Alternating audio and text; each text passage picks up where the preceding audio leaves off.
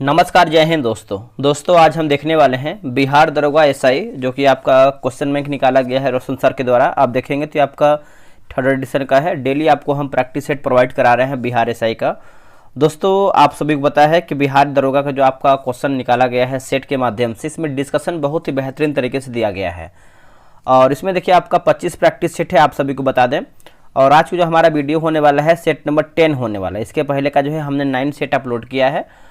और यहाँ पर देखिए अध्ययन सामग्री भी करके दिया गया है, तो इसको जो है हम एक अलग अलग तरीके से मास्टर वीडियो लेकर के आएंगे। जैसे आपका सेट समाप्त होता है तो अध्ययन सामग्री का भी हम एक अलग से मास्टर वीडियो लेके आएंगे हर एक वीडियो में, ताकि आप अलग अलग तरीके से आप इसको देख पाएँ। तो चलिए वीडियो को शुरू करते हैं। पहला हमारा क्वेश्चन क्या है देखते हैं। कंटेंट में आप देखेंगे दोस्तों, तो इसमें देखिए आपका सेट नंबर 10 आपका होने वाला है। ये आपका 15 अप्रैल 2018 का ये आपका पेपर हुआ है। और दोस्तों इसमें भी आपको क्वेश्चन डिस्कशन अच्छे तरीके से दिया गया है। तो चलिए वीडियो को शुरू करते हैं। तो यही आपका पेपर है, तो चलिए वीडियो को शुरू करते हैं। पहला क्वेश्चन है आपका यहाँ पर, देखिए बोला कि भारत पर आक्रमण करने वाला पहला सुल्तान है ना, पहला मुसलमान कौन था? पहला मुसलमान कौन था भारत पर आक्रमण करने वाला? तो ऑप्शन नंबर देखेंगे तो बी सही होगा, मोहम्मद बिन कासिम। बी जो है करेक्ट आंसर होगा। भारत पर आक्रमण करने वाला पहला मुस्लिम शासक जो है मोहम्मद बिन कासिम था, जिसने 712 ईस्वी में सिंध पर विजय पाई थी। उस समय सिंध का जो है शासक आपका दाहिर था। मोहम्मद गौरी ने भारत पर पहला आक्रमण की बात करते हैं तो 1175 ईस्वी में मुल्तान के विरुद्ध किया था। मोहम्मद गौरी का दूसरा आक्रमण जो है आपका 1178 ईस्वी में पाटन यानी गुजरात में हुआ था। यहाँ के शासक जो है भीम द्वितीय ने गौरी को पराजित भी किया था। मोहम्मद बिन तुगलक शेख अलाउद्दीन का शिष्य था। वह सुल्तान काल का वह दोस्तों सल्तनत काल का, माफ कीजिएगा, सल्तनत काल का। चलिए पहला क्वेश्चन है क्वेश्चन नंबर 1।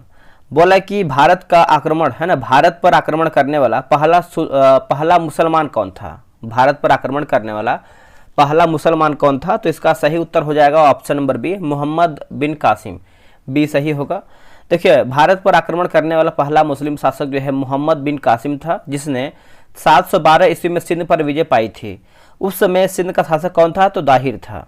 मोहम्मद गौरी ने भारत पर पहला आक्रमण 1175 ईस्वी में मुल्तान के विरुद्ध किया था। मोहम्मद गौरी के दूसरा आक्रमण की बात करते हैं तो 1178 ईस्वी में पाटन यानी गुजरात में हुआ। यहाँ का शासक जो है भीम द्वितीय ने गौरी को पराजित भी किया था। मोहम्मद बिन तुगलक शेख अलाउद्दीन का शिष्य था। वह सल्तनत काल का पहला शासक था जो अजमेर में शेख मोइनुद्दीन चिश्ती की दरगाह पर गया था। मोहम्मद बिन तुगलक ने अपनी राजधानी जो है दिल्ली से देवगिरी में स्थानांतरित की और इसका नाम जो है दौलताबाद रखा था। बाबर मुगल वंश का जो है संस्थापक था। नेक्स्ट क्वेश्चन है क्वेश्चन नंबर 2। महात्मा गांधी का जन्म हुआ था। देखिए महात्मा गांधी का जन्म जो है 1869 में हुआ था। ऑप्शन नंबर बी सही होगा। देखिए 2 अक्टूबर 1869 को गुजरात है ना, गुजरात के पोरबंदर नामक स्थान पर हुआ था। उनके पिता का नाम जो है करमचंद गांधी और माता का नाम पुतलीबाई थी। गांधी जी ने 9 जनवरी 1915 ईस्वी को दक्षिण अफ्रीका से भारत वापस आए थे। रविन्द्रनाथ टैगोर ने महात्मा गांधी को चंपारण सत्याग्रह के दौरान महात्मा की उपाधि जो है प्रदान किया था। गांधी जी ने गोपाल कृष्ण गोखले को अपना राजनीतिक गुरु मानते थे। गांधी जी द्वारा लिखित पुस्तक हिंद स्वराज नवजीवन यंग इंडिया जो है ये गांधी जी के द्वारा जो है लिखित पुस्तक है। नेक्स्ट क्वेश्चन है क्वेश्चन नंबर 3। बोला कि विख्यात सोमनाथ मंदिर को किसने नष्ट किया है? तो इसका आंसर हो जाएगा महमूद गजनवी हो जाएगा। ऑप्शन नंबर ए सही होगा।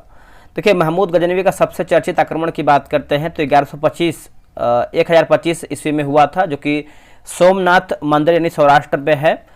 इस मंदिर को लूट में जो से करीब 20 लाख दिनार की संपत्ति जो है हाथ लगी थी। महमूद गजनवी ने भारत पर 17 बार आक्रमण किया था। सोमनाथ की रक्षा में सहायक करने के कारण जो है अहिलवाड़ा के शासक पर महमूद ने आक्रमण किया था। गुलाम वंश की स्थापना की बात करते हैं तो 1206 ईस्वी में कुतुबुद्दीन ऐबक, इसका शासनकाल जो है 1206 से 10 ने किया था। वह गौरी का गुलाम था। हर्षवर्धन के साम्राज्य के समय जो चीनी पर्यटक भारत आया था वो आपका कौन है? तो इसका सही आंसर देखेंगे तो ऑप्शन नंबर बी हो जाएगा दोस्तों, ह्वेनसांग हो जाएगा। आंसर आपका ह्वेनसांग। वह बिहार में नालंदा जिला स्थित नालंदा विश्वविद्यालय में अध्ययन करने तथा भारत में बौद्ध ग्रंथों को एकत्र कर ले जाने के लिए आया था। इसका भ्रमण वृत्तांत CU के नाम से प्रसिद्ध है। इसने जो है हर्षकालीन समाज, धर्म एवं राजनीतिक एवं भारतीय संस्कार के बारे में वर्णन किया है। फाहियान, यह चीनी यात्री गुप्त नरेश चंद्रगुप्त द्वितीय के दरबार में आया था। और इत्सिंग की बात करते हैं तो यह 7वीं शताब्दी में भारत आया तथा नालंदा एवं विक्रमशिला विश्वविद्यालय का वर्णन भी किया था। दिल्ली चलो का नारा किसने दिया था? तो इसका आंसर आपको हो जाएगा Subhash Chandra Bose. Option number A सही होगा, SC बोस हो जाएगा। देखिए कुछ नारे दिया गया है और कुछ नाम है, जैसे पूर्ण स्वराज आराम हराम है, तो यह है जवाहरलाल नेहरू का है। करो या मरो हे राम भारत छोड़ो, ये महात्मा गांधी का है। मेरे सिर पर लाठी एक एक प्रहार अंग्रेजी शासन के ताबूत की किल साबित होगा, तो यह लाला लाजपत राय का है। तुम मुझे खून दो मैं तुम्हें आज़ादी दूंगा, तो यह है सुभाष चंद्र बोस का है। तो याद रखिएगा, भूलिएगा नहीं। भारत की बुलबुल किसे कहा जाता है? तो भारत की बुलबुल दोस्तों हम कहते हैं सरोजिनी नायडू को। ऑप्शन नंबर बी सही होगा। भारत की प्रथम महिला राज्यपाल जो है सरोजिनी नायडू, जो कि उत्तर प्रदेश की थी। लक्ष्मीबाई मतलब जो राज्यपाल बनी थी, मतलब यहाँ पर जो राज्यपाल बनी थी उत्तर प्रदेश की बनी थी, है ना। विजय लक्ष्मी पंडित संयुक्त राष्ट्र संघ की प्रथम महिला भारतीय राजदूत थी। अरुणा आसफ अली भारतीय स्वतंत्रता सेनानी थी। सुजाता कृपलानी की बात करते हैं तो भारत की प्रथम महिला मुख्यमंत्री जो कि उत्तर प्रदेश की थी। तो एक देखिए आपके राज्यपाल थी और एक आपका मुख्यमंत्री थी उत्तर प्रदेश की, दोनों का नाम याद रखिएगा। चंद्रगुप्त मौर्य के साम्राज्य की राजधानी थी, तो आंसर हो जाएगा पाटलिपुत्र। ऑप्शन नंबर सी होगा। देखिए मौर्य वंश का संस्थापक की बात करते हैं, चंद्रगुप्त मौर्य का जन्म जो है 345 ईसा पूर्व में हुआ था। जस्टिन ने चंद्रगुप्त मौर्य को सेंडोकोट्स कहा है, जिसकी पहचान विलियम जोन्स ने चंद्रगुप्त मौर्य के रूप में किया है।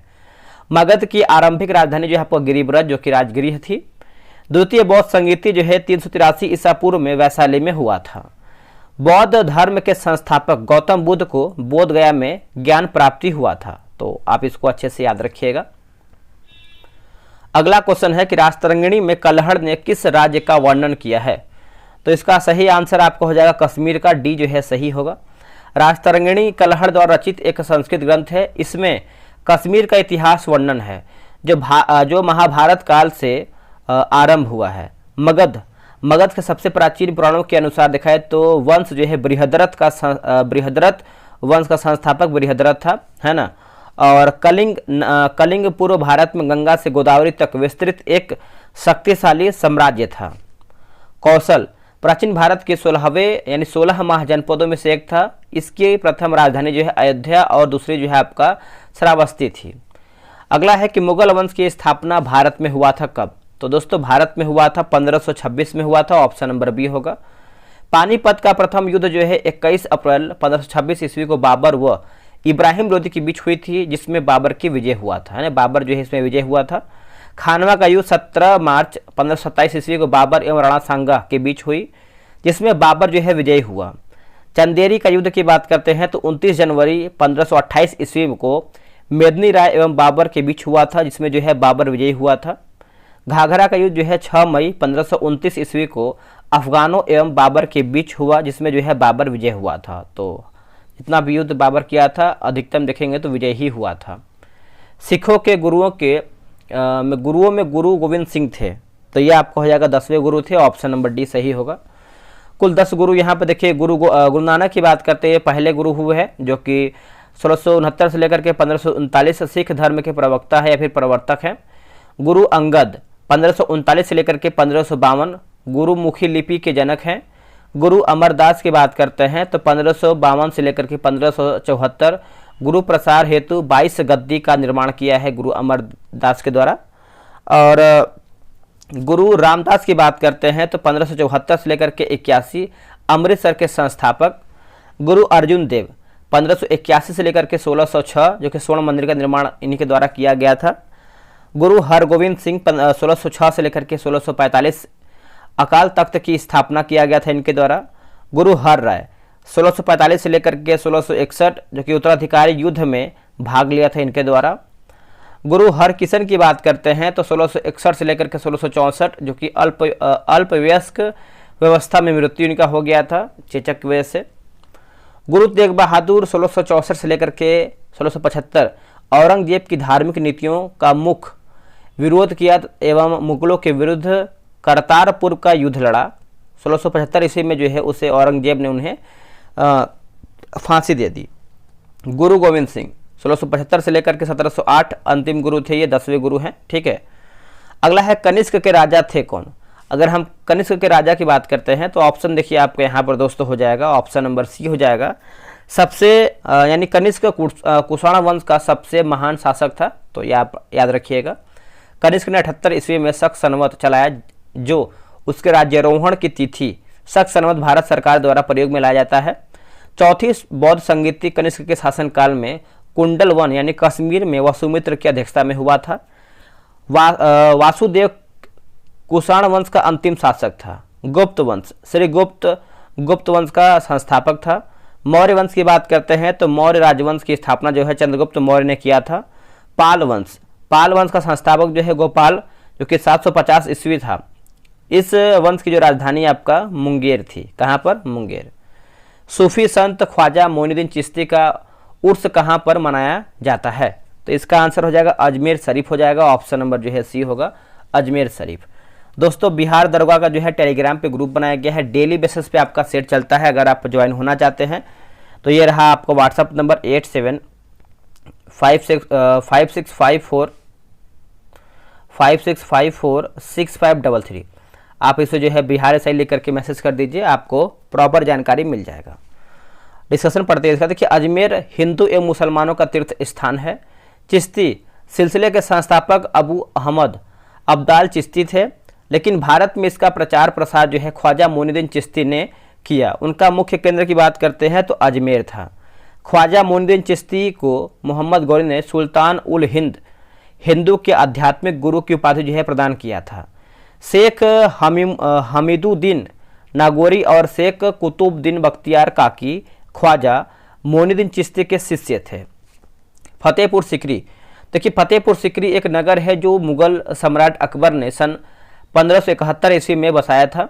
बिहार शरीफ, बिहार यानी भारत के बिहार राज्य में स्थित नगर है। बिहार शरीफ का पुराना नाम देखेंगे तो आपका उदंतपुरी, जिसे जो है उदंतपुरी भी कहा जाता है। आगरा भारतीय राज्य उत्तर प्रदेश में यमुना नदी के तट पर स्थित है, एक नगर है।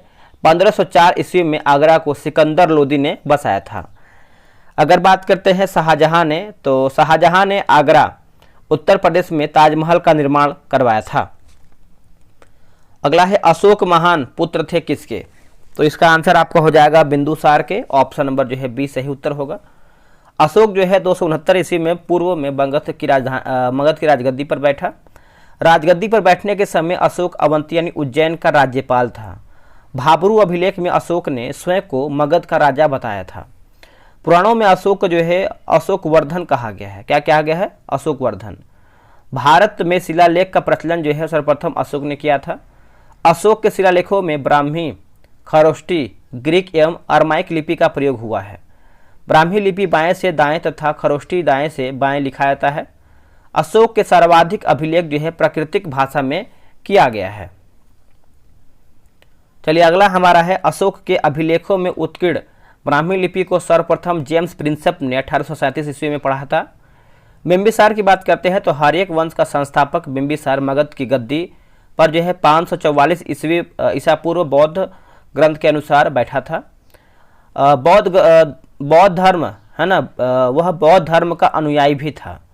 वह प्रथम भारतीय राजा था जिसने प्राथमिक प्रशासनिक व्यवस्था पर बल दिया था। चंद्रगुप्त मौर्य वंश का संस्थापक चंद्रगुप्त मौर्य का जन्म जो है 345 ईसा पूर्व में हुआ था।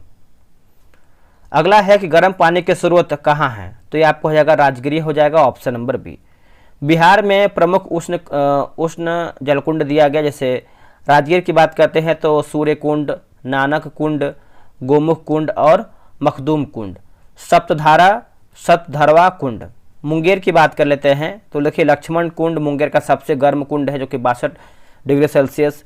लक्ष्मीश्वर कुंड, जन्म कुंड, सीता कुंड, रामेश्वर कुंड, पंचेसर कुंड और इसके बाद भीम कुंड, ऋषि कुंड, श्रृंगार ऋषि कुंड और भरारी कुंड।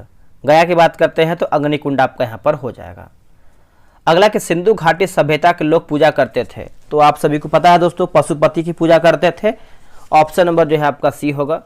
सिंधु सभ्यता के लोग धरती को उर्वरता की देवी मानकर उसकी पूजा भी किया करते थे। वृक्ष पूजा एवं शिव पूजा के साक्ष्य भी सिंधु सभ्यता से ही मिले हैं।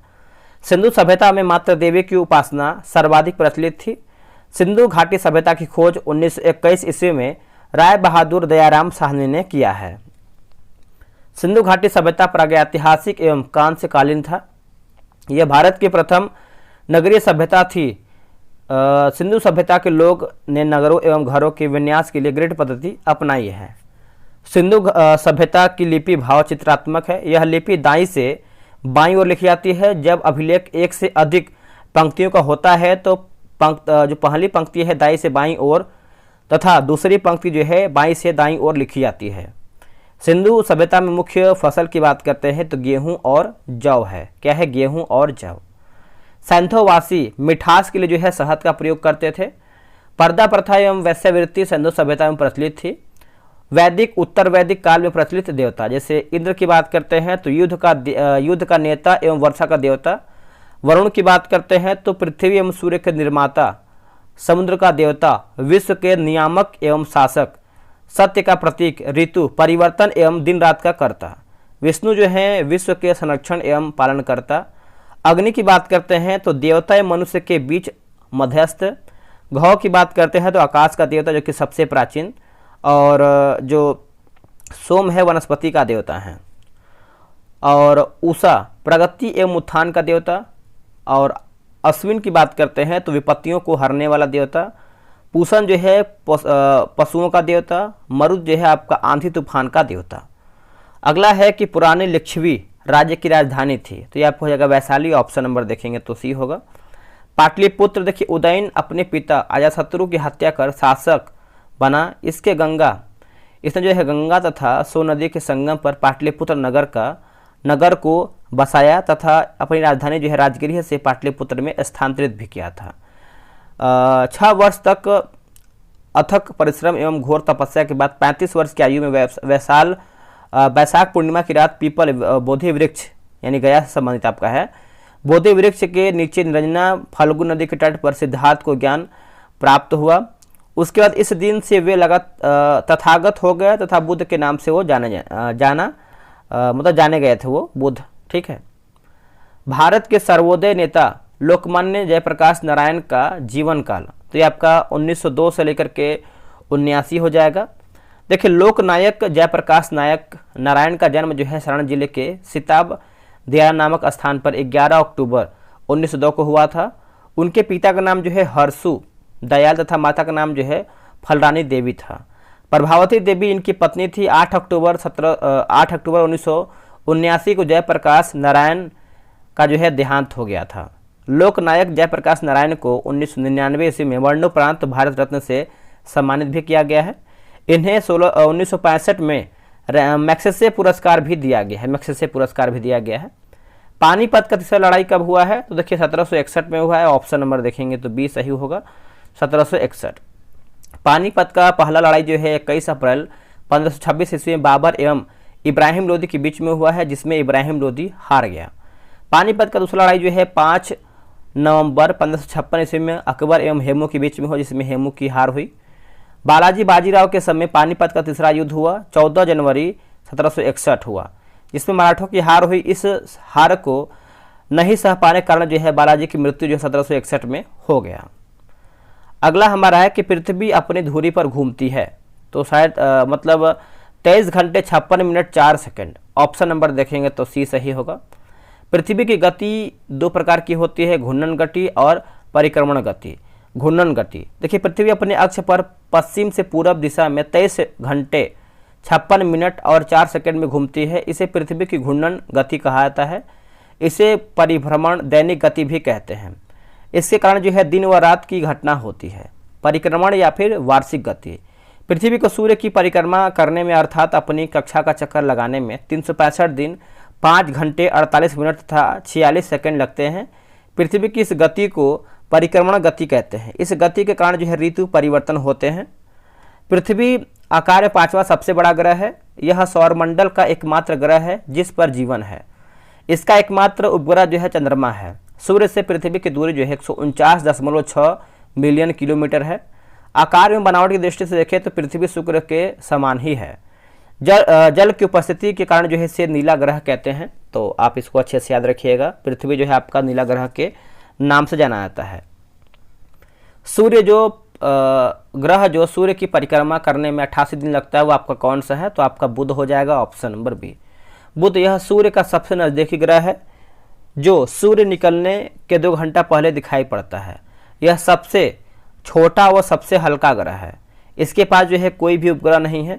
यह सूर्य की परिक्रमा जो है सबसे कम समय में पूरा करता है, अर्थात यह सौरमंडल का सर्वाधिक तेज कक्षीय गति वाला ग्रह है।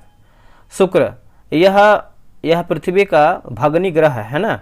यहाँ पर देखेंगे तो पहले यह पृथ्वी का निकटतम सबसे चमकीला एवं सबसे गर्म ग्रह है। इसे पृथ्वी का जो है भग्नी ग्रह कहते हैं। इसका घनत्व जो है आकार एवं व्यास पृथ्वी के समान है।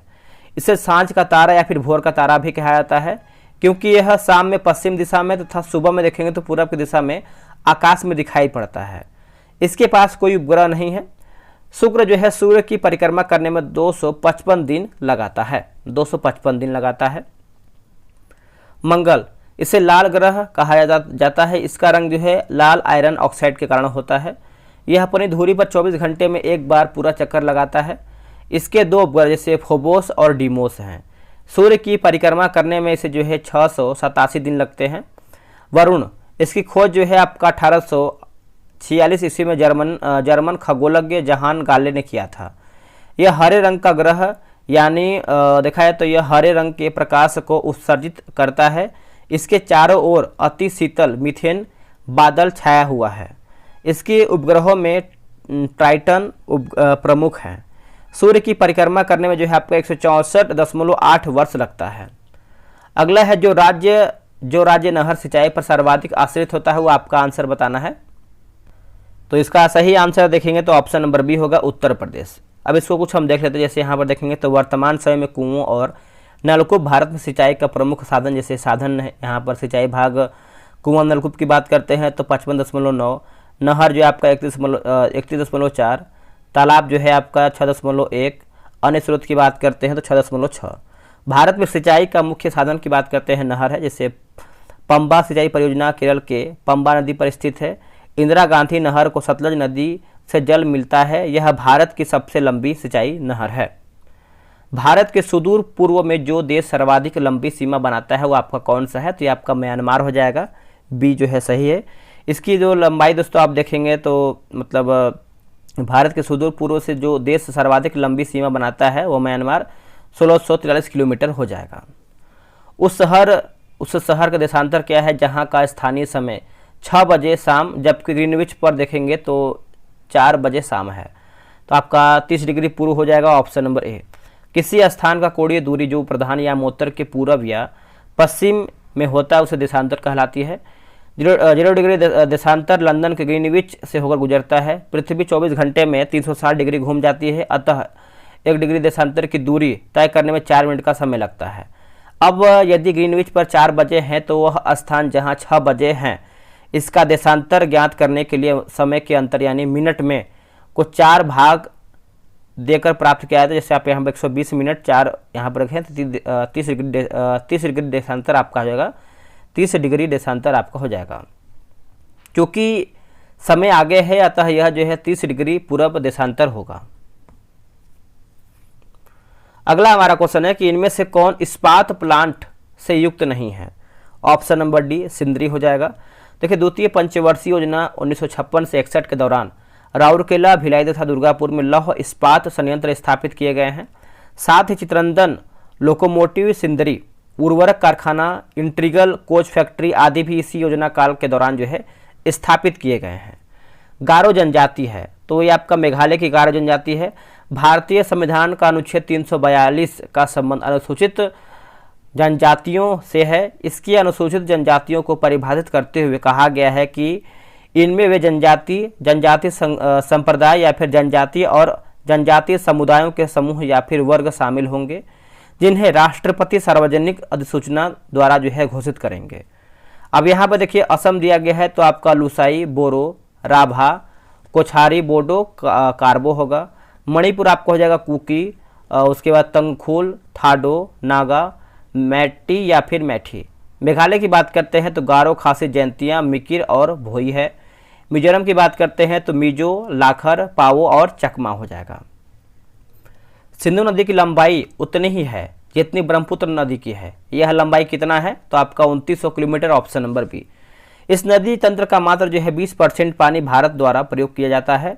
जो भारत पाक सिंधु जल समझौता 1960 के तहत ब्रह्मपुत्र नदी की कुल लंबाई जो है 2900 किलोमीटर है, जो सिंधु नदी की लंबाई के लगभग बराबर ही है। मॉर्निंग स्टार किसे कहते हैं तो मैंने इसके पहले वाले क्वेश्चन बताया है, शुक्र को कहते हैं भोर का तारा। देखिए इसे जो है पृथ्वी का भगिनी ग्रह भी कहते हैं, भगिनी, और यह घनत्व, आकार एवं व्यास में पृथ्वी के समान है। यह पृथ्वी के सर्वाधिक नजदीक है, जो सूर्य एवं चंद्रमा के बाद तीसरा सबसे चमकीला खगोलीय पिंड है। बृहस्पति यानी जुपिटर की बात करते हैं तो यह सौरमंडल का सबसे बड़ा ग्रह है। इसके उपग्रह जो है गैनीमीड यानी पीले रंग का सभी उपग्रहों में सबसे बड़ा है। शनि, यह आकार में दूसरा सबसे बड़ा ग्रह है। इसकी विशेषता जैसे इसके तल के चारों ओर वलय का होना, मोटी प्रकार वाली कुंडली। वलय की संख्या आपका 7 है। यह आकाश में पीले तारे के समान दिखाई पड़ता है। शनि का सबसे बड़ा उपग्रह जो है टाइटन, जो सौरमंडल का दूसरा सबसे बड़ा उपग्रह है। यह आकार में बुध के बराबर है। राज्यसभा में सदस्यों की जो अधिकतम संख्या है कितना है तो ये आपका 250 हो जाएगा, ऑप्शन नंबर जो है सी होगा। यह एक अस्थायी संस्था है ना, क्योंकि इसका विघटन नहीं होता है।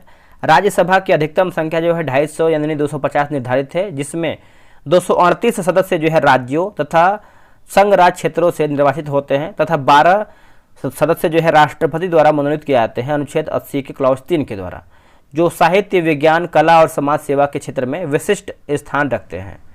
वर्तमान में राज्यसभा में 245 सदस्य, जिनमें 229 राज्य से, 4 संघ राज्य क्षेत्र से तथा 12 जो है मनोनीत सदस्य हो जाएंगे। इसके सदस्य जो है 6 वर्ष के लिए निर्वाचित होते हैं तथा एक तिहाई सदस्य प्रति 2 वर्ष पर अवकाश ग्रहण करते हैं अनुच्छेद 83 क्लॉज 1 के तहत।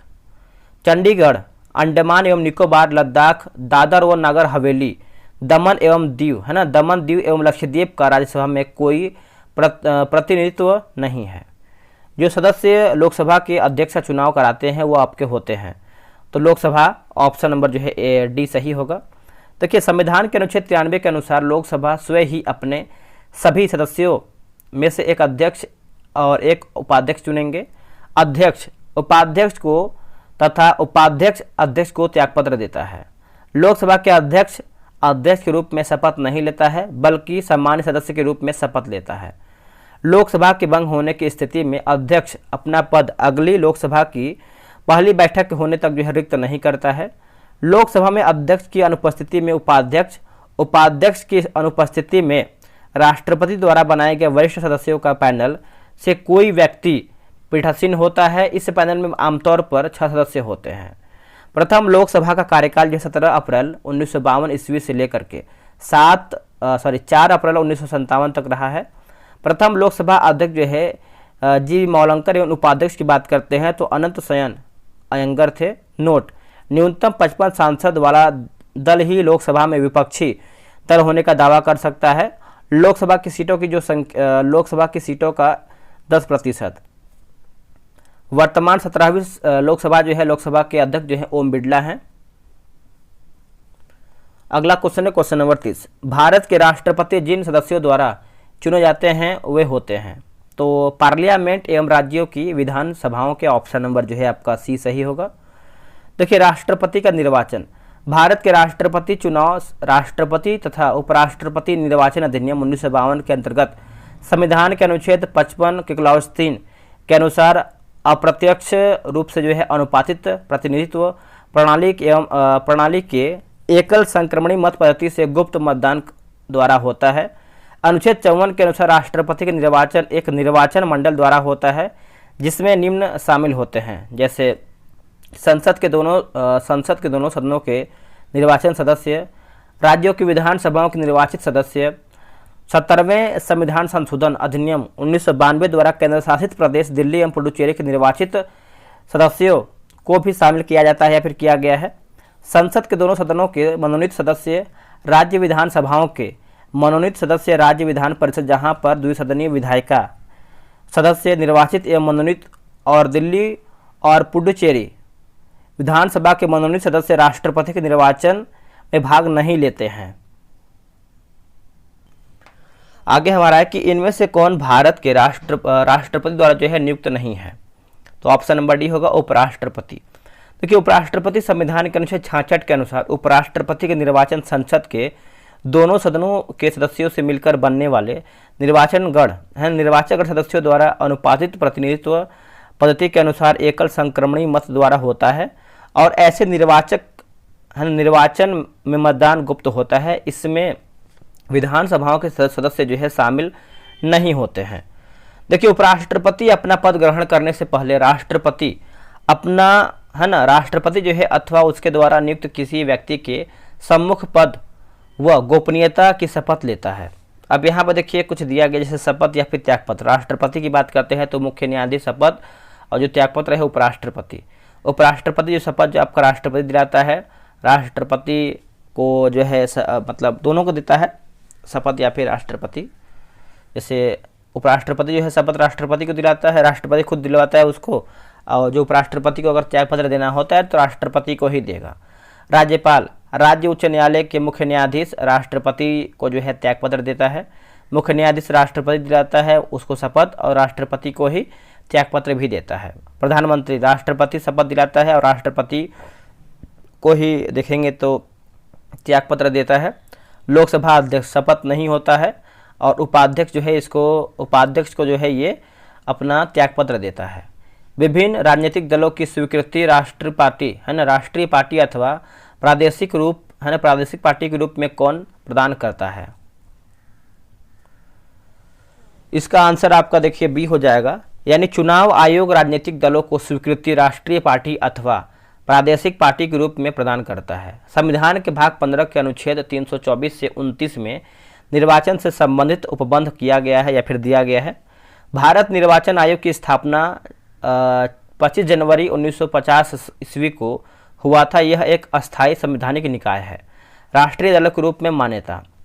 देखिए वर्तमान में किसी दल को राष्ट्रीय दल का दर्जा प्राप्त करने के लिए निम्नलिखित अर्हताएं पूरी होनी चाहिए। जैसे यदि वह लोकसभा व विधानसभा के आम चुनाव में 4 या अधिक राज्यों में वैध मतों का 6% प्राप्त करता है तथा इसके साथ किसी राज्य या राज्यों से लोकसभा में 4 सीट प्राप्त करता है। तब यदि कोई दल लोकसभा में 2% सीट पर जीतता है और उसके सदस्य 3 अलग अलग राज्यों से चुनाते हैं। तब यदि कोई दल को कम से कम 4 राज्यों में राज्य स्तरीय दल के रूप में जो है मान्यता प्राप्त होता है। तब पंचायती राज लागू किया जाता है या फिर किया गया है तो 1959 हो जाएगा। ऑप्शन नंबर जो है डी होगा।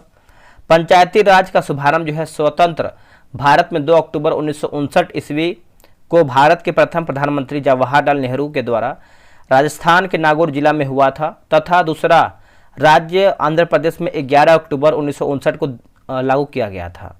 संविधान के अनुच्छेद 40 में निर्दिष्ट है कि राज्य पंचायतों के संगठन के लिए कदम उठाएगा। पंचायतों को यदि किसी विधि के अधीन पहले ही विघटित नहीं कर दिया जाता है तो इसकी अवधि अपने प्रथम अधिवेशन के लिए नियत तारीख से 5 वर्ष होगी। अनुच्छेद 243 कड़। यदि किसी पंचायत को समय पूर्व विघटित कर दिया जाता है तो उसका निर्वाचन 6 महीने के भीतर शेष बचे हुए अवधि के लिए कराया जाता है। किंतु यदि पंचायत ऐसे समय विघटित किया जाता है जब उसकी अवधि 6 महीने से कम बची हो तो शेष अवधि के लिए जो है निर्वाचन कराना जरूरी नहीं होता है। अनुच्छेद 243 का च के अनुसार पंचायत का सदस्य बनने के लिए न्यूनतम आयु जो है 21 वर्ष है। 73वां संविधान संशोधन पंचायती राज से संबंधित इसके द्वारा भाग 9 के अनुच्छेद 243 क से ड तक है। कुल 16 अनुच्छेद तथा अनुसूचित जो है अनुसूची 11 का प्रावधान किया गया है। नोट: वर्ष 1986 में गठित LM सिंघवी समिति की सिफारिशों के आधार पर 73वें संविधान संशोधन अधिनियम 1993 के द्वारा पंचायती राज को संवैधानिक दर्जा जो है प्रदान किया गया है। वर्तमान में पंचायती राज व्यवस्था जो है नागालैंड, मेघालय तथा मिजोरम राज्यों को छोड़कर अन्य सभी राज्यों तथा दिल्ली को छोड़कर अन्य सभी केंद्रशासित प्रदेश में जो है लागू है। अगला हमारा क्वेश्चन है क्वेश्चन नंबर 34। उपचुनाव कराया जाता है। ऑप्शन नंबर डी होगा, कभी भी हो सकता है।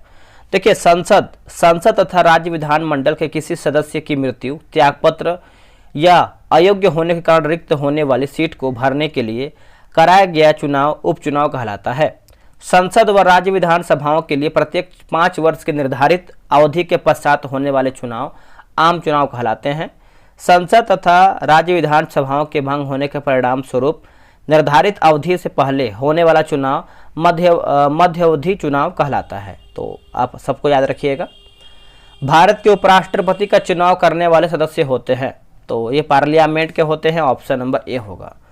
देखिए, संविधान के अनुच्छेद 66 के अनुसार उपराष्ट्रपति का निर्वाचन संसद के दोनों सदनों के सदस्यों से मिलकर बनने वाले निर्वाचक गण के सदस्यों द्वारा अनुपातिक प्रतिनिधित्व पद्धति के अनुसार एकल संक्रमणी मत द्वारा होता है और ऐसे निर्वाचन में मतदान गुप्त होगा। इसके विधानसभाओं के सदस्य जो है शामिल नहीं होते हैं। उपराष्ट्रपति अपना पद ग्रहण करने से पहले राष्ट्रपति अथवा इसके द्वारा नियुक्त किसी व्यक्ति के सम्मुख पद व गोपनीयता की शपथ लेता है। भारत का उपराष्ट्रपति राज्यसभा का प्रतिनिधि सभापति होता है अनुच्छेद 64 के द्वारा। उपराष्ट्रपति राज्यसभा का सदस्य नहीं होता है, अतः इससे मतदान का अधिकार नहीं है, किंतु सभापति के रूप में जो है निर्णायक मत देने का अधिकार उसे प्राप्त है। भारत के प्रथम उपराष्ट्रपति डॉक्टर सर्वपल्ली राधाकृष्णन 1952 से 62 तक थे। भारत के वर्तमान उपराष्ट्रपति श्री जगदीप धनखड़ 14वें 11 अगस्त 2022 से हैं। उपराष्ट्रपति के निर्वाचन संबंधित विवादों पर सर्वोच्च न्यायालय का फैसला जो है अंतिम होता है अनुच्छेद 71 के द्वारा। राज्यसभा उच्च सदन के सदस्यों की संख्या अधिक से अधिक 250 हो सकती है। राज्यपाल की संरचना जो है अनुच्छेद 80। लोकसभा संसद का प्रथम या निम्न सदन है, जिसका सभापतित्व बनने के लिए अध्यक्ष होता है। और लोकसभा की संरचना की बात करते हैं तो अनुच्छेद 81 में है। लोकसभा अपनी पहली बैठक के पश्चात यथाशीघ्र अपने 2 सदस्यों को अध्यक्ष और उपाध्यक्ष के रूप में जो है चुनती है अनुच्छेद 93 के द्वारा। मंत्री 3 प्रकार के होते हैं, कैबिनेट मंत्री, राज्य मंत्री और उप मंत्री। अगला है कि प्रधानमंत्री एवं कैबिनेट मंत्री को मिलाकर मंत्रिमंडल का जो है निर्माण होता है। मंत्रिमंडल का निर्माण होता है। भारतीय नागरिकों के मौलिक कर्तव्य हैं, तो इसका आंसर क्या होगा बताइएगा। इसका सही आंसर देखेंगे तो ऑप्शन नंबर सी हो जाएगा, 11 हो जाएगा। देखिए, मौलिक कर्तव्य मूल संविधान का भाग नहीं था। इसे सरदार स्वर्ण सिंह समिति गठन 1976 सिफारिश पर 42वें संविधान संशोधन अधिनियम 1976 द्वारा जो है संविधान में जोड़ा गया। मौलिक कर्तव्य पूर्व सोवियत संघ के संविधान से ग्रहण किया गया है। इसे भाग 4 के क में अनुच्छेद 51 के क के तहत जो है रखा गया है। नागरिकों के लिए जो है 11 मौलिक कर्तव्य निम्न है, जैसे पढ़ लेते हैं इसको हम। देखिए, प्रत्येक नागरिक का यह कर्तव्य होगा कि संविधान का पालन करे, वह उसके आदर्शों, संस्थाओं, राष्ट्रध्वज और राष्ट्रगान का आदर करे। स्वतंत्रता के लिए हमारे राष्ट्रीय आंदोलन के प्रेरित करने वाले उच्च आदर्शों को हृदय में संजोए रखे और उसका पालन करे। भारत की प्रभुत्ता, एकता और अखंडता की रक्षा करे और उसे अक्षुण्य रखे। देश की रक्षा करे। भारत के सभी लोगों में लिखा गया है समरसता और समान भ्रातृत्व की भावना का निर्माण करे। हमारी सामाजिक संस्कृति की गौरवशाली परंपरा का महत्व समझे और उसका परिरक्षण करे। प्राकृतिक पर्यावरण की रक्षा और उसका संवर्धन करे। वैज्ञानिक दृष्टिकोण और ज्ञानार्जन की भावना का विकास करे। सार्वजनिक संपत्ति का सुरक्षित रखे। व्यक्तित्व एवं सामूहिक गतिविधियों के सभी क्षेत्रों में उत्कर्ष की ओर बढ़ने का सतत प्रयास करे। माता पिता या संरक्षण द्वारा 6 से 14 वर्ष की बच्चों हेतु प्राथमिक शिक्षा प्रदान करे। 86वां संविधान संशोधन 2002 आपका होगा। अगला है कि भारतीय संविधान के अनुसार संघ का कार्यकारी अध्यक्ष कौन होता है संघ का, तो यह आपका राष्ट्रपति होता है, ऑप्शन नंबर बी होगा। अनुच्छेद 53 में यह घोषणा किया गया है कि संघ की कार्यपालिका शक्ति जो है राष्ट्रपति में निहित होगी। राष्ट्रपति भारत का राज्य प्रमुख होता है। राष्ट्रपति संघ का कार्यकारी अध्यक्ष होता है। संवैधानिक पदक्रम में राष्ट्रपति के पद जो है सर्वोच्च होता है। राष्ट्रपति भारत का प्रथम नागरिक होता है। प्रधानमंत्री, देखिए अनुच्छेद 75, प्रधानमंत्री की नियुक्ति जो है राष्ट्रपति करेगा और प्रधानमंत्री की सलाह पर अन्य मंत्रियों की नियुक्ति जो है नियुक्ति करेगा। आगे देखेंगे attorney general of India, Bharat का महान्यायवादी, अनुच्छेद 76। भारत सरकार को विधि संबंधित विषयों पर सलाह देता है। राज्यपाल, संविधान के अनुसार राज्यपाल राज्य का संवैधानिक प्रमुख होता है। यह दोहरी भूमिका निभाता है, राज्य के प्रमुख के रूप में, केंद्र सरकार के प्रतिनिधि के रूप में।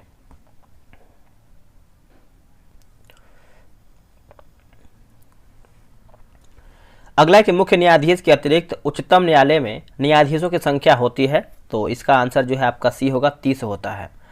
देखिए संविधान के भाग 5 में अनुच्छेद 124 से 47 तक उच्चतम न्यायालय के उपबंधों का उल्लेख है। उच्चतम न्यायालय का उद्घाटन 28 जनवरी 1950 ईस्वी को किया गया है। अनुच्छेद 142(1) के अनुसार प्रारंभ में उच्चतम न्यायालय में एक मुख्य न्यायाधीश एवं 7 अन्य न्यायाधीश थे, परंतु इस अनुच्छेद में संसद को न्यायाधीशों की संख्या बढ़ाने की शक्ति प्रदान की गई है।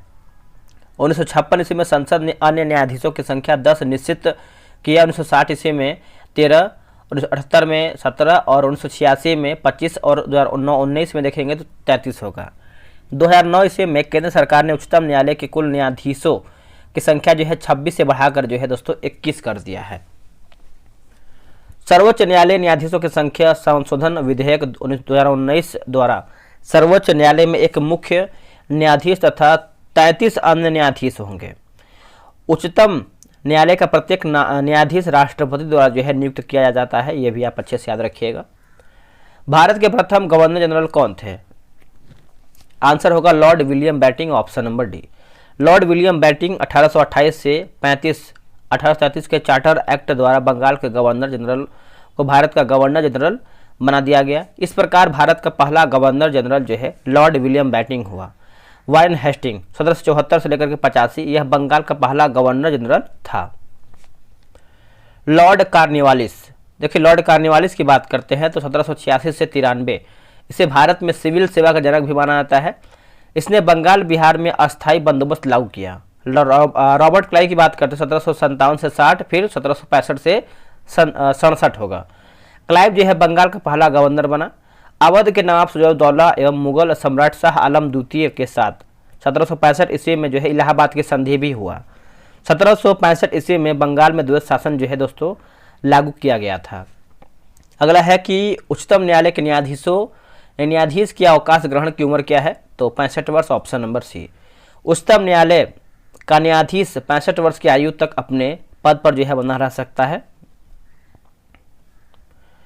उसकी नियुक्ति के लिए कोई न्यूनतम आयु तय नहीं किया गया है। न्यायाधीश कभी भी राष्ट्रपति को संबोधित कर उसे अपने जो है हस्ताक्षर सहित लेख द्वारा जो है अपना त्यागपत्र या फिर त्याग सकता है। उच्च न्यायालय के न्यायाधीशों की पदावधि अनुच्छेद 217 क्लॉज 1 के अनुसार उच्च न्यायालय के सभी न्यायाधीश 62 वर्ष तक अपने पद पर आसीन रह सकते हैं। उच्च न्यायालय के न्यायाधीशों का पद निम्न कारणों से रिक्त हो सकता है।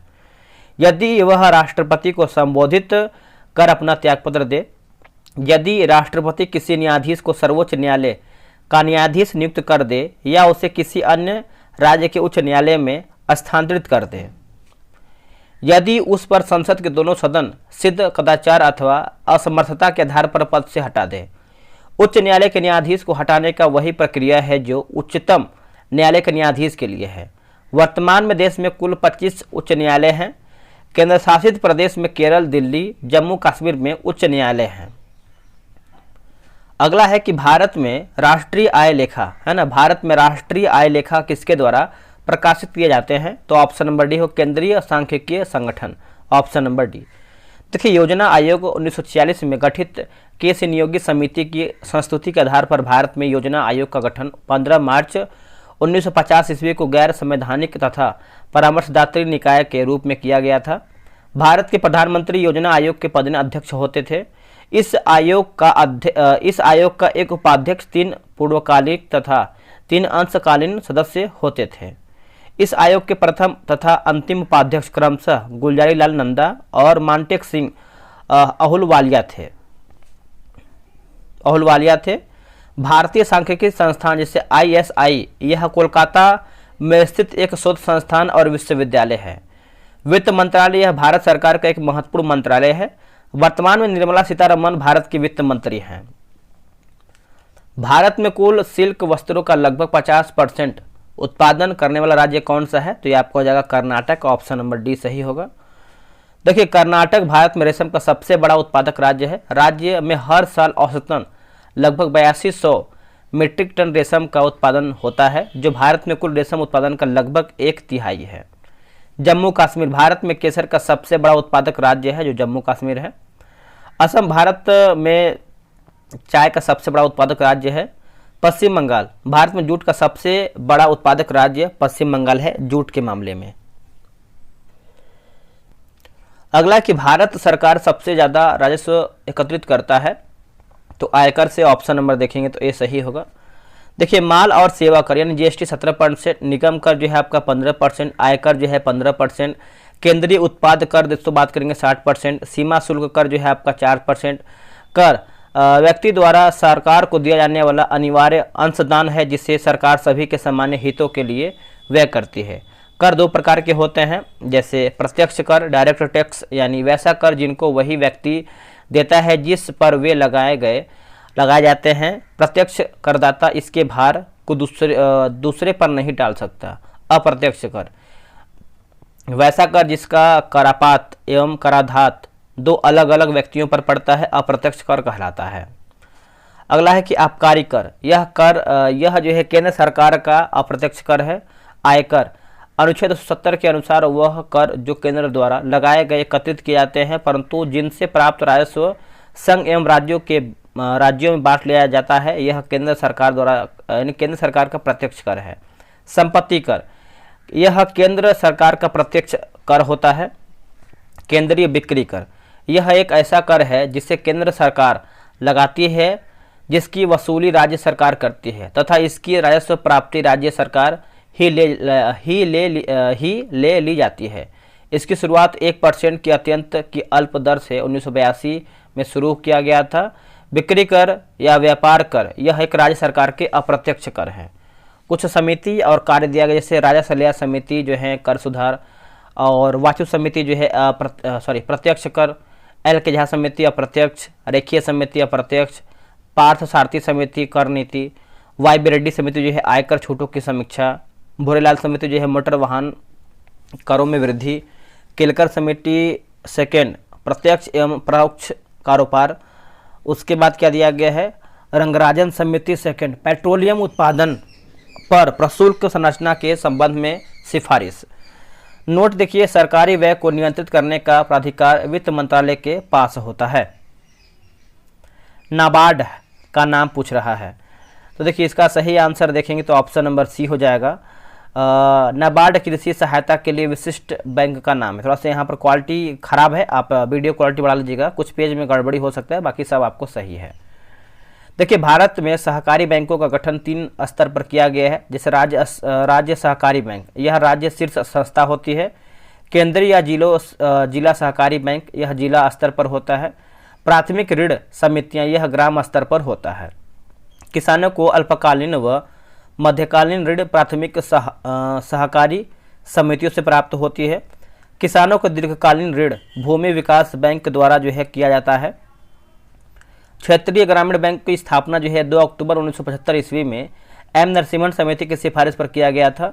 नाबार्ड देखिए राष्ट्रीय कृषि एवं ग्रामीण विकास बैंक की स्थापना 12 जुलाई 1982 को शिवरमन सिंह समिति की अनुशंसा पर किया गया। यह कृषि एवं ग्रामीण विकास हेतु ऋण उपलब्ध कराने वाला शीर्षस्थ संस्था है। इसका मुख्यालय जो आपका मुंबई में है। छठी पंचवर्षीय योजना 1980 से 85 के दौरान नाबार्ड एग्जिम बैंक 1982 की स्थापना 6 बैंकों के राष्ट्रीयकरण 1980 में किया गया है। ट्राइफेड भारत सरकार ने 1987 ईस्वी में भारतीय जनजातीय सहकारी विपणन विकास संघ ट्राइफेड की स्थापना किया था। इसका मुख्य उद्देश्य जो है जनजातीय लोगों को स्थानीय व्यापारियों को शोषण से बचाना तथा उनके लघु वन उत्पादों के लिए उपयुक्त मेहनताना प्रदान करना। नाफेड राष्ट्रीय कृषि सहकारी विपणन संघ को स्थापना कृषि उत्पादों के विपणन के लिए राष्ट्रीय स्तर पर सहकारी क्षेत्र में किया गया है। अगला है बेरी रोग किसकी कमी की वजह से होता है, तो ये आपको हो जाएगा विटामिन B1 हो जाएगा, बी सही उत्तर होगा। स्रोत की बात करते हैं, जैसे इसका रासायनिक जो है आपका नाम थाइमिन है। स्रोत मूंगफली, तिल, सूखा मिर्च, बिना धुली दाल, यकृत, अंडा एवं सब्जियां। विटामिन ए रासायनिक नाम की बात करते हैं तो रेटिनॉल होगा। कमी से होने वाले रोग जैसे रतौंधी, संक्रमणों का खतरा, यूरोप्थेल्मिया। स्रोत की बात करते हैं दूध, अंडा, पनीर, हरी साग सब्जी, मछली का यकृत तेल, विटामिन सी। रासायनिक नाम की बात करते हैं तो स्कार्बिक एसिड। कमी से होने वाला रोग जो है आपका स्कर्वी, मसूड़े में खून आना। स्रोत नींबू, संतरा, नारंगी, टमाटर, खट्टे पदार्थ, मिर्च, अंकुरित अनाज आपका होगा। जब कोई वस्तु पानी में डुबाई जाती है तो उसके भार में कमी डैश के बराबर होता है। किसके बराबर होता है? तो ऑप्शन नंबर देखेंगे तो डी हो जाएगा। यानी वस्तु पानी की डुबाई जाती है, इसके भार में कमी जो है उसके द्वारा हटाए गए द्रव्य के भार के बराबर होता है। आर्किमिडीज का सिद्धांत देखिए, आर्किमिडीज के सिद्धांत के अनुसार जब किसी ठोस वस्तु को किसी द्रव में पूर्ण या आंशिक रूप से डुबाई जाती है या फिर डुबाई जाता है तो वह ऊपर की दिशा में एक बल का अनुभव करती है जो वस्तु द्वारा हटाए गए द्रव्य के भार के बराबर होता है। अनुप्रयोग, यह सिद्धांत जलयानों तथा पनडुब्बियों के डिजाइन बनाने में काम आता है। दुग्ध मापी, जो दूध के किसी नमूने की शुद्धता की जांच करने के लिए प्रयुक्त होते हैं उसे जो है सिद्धांत पर आधारित है। हाइड्रोमीटर, देखिए जो द्रव्यों को घनत्व मापने के लिए प्रयुक्त होते हैं उस सिद्धांत पर आधारित है। अपेक्षित घनत्व, किसी पदार्थ का अपेक्षित घनत्व व पानी के घनत्व का अनुपात है, अर्थात क्योंकि अपेक्षित घनत्व समान राशियों का एक अनुपात है, अतः इसका कोई मात्रक नहीं होता है। अपेक्षित घनत्व को हाइड्रोमीटर यंत्र से मापा जाता है। अगला क्वेश्चन है, कौन सा उद्भिद दूसरे वृक्षों की टहनियों पर वृद्धि करता है? तो ये आपको हो जाएगा आर्किड हो जाएगा, ऑप्शन नंबर ए सही होगा। देखिए, आर्किड ऐसी आवृत्ति बीजी पौधा है जो दूसरे पौधों पर उग जाते हैं परंतु ये उसे भोजन नहीं लेते हैं। इन्हें जो है ऊपरीरोही कहा जाता है। आर्किड को उसके जीवन के पराक्रम को आधार कर 3 प्रकार के वर्गीकृत किया जाता है, जैसे एपिफाइटिस होगा, स्थनीय होगा, उसके बाद माइको हेट्रोटिफिक होगा। आर्किड, देखिए आर्किड प्रजातियों की सबसे अधिक संख्या जो है अरुणाचल प्रदेश में है। साइकस के बीजांड एवं नरयुग्मक पादप जगत में सबसे बड़े होते हैं। साइकस को जीवित जीवाश्म की उपमा दी जाती है। साइकस के तीनों से मंड निकालकर खाने वाला साबूदाना बनाया जाता है। साइकस के बीज अंडमान द्वीप जनजातियों द्वारा खाए जाते हैं। साइकस को सागो पाम कहा जाता है।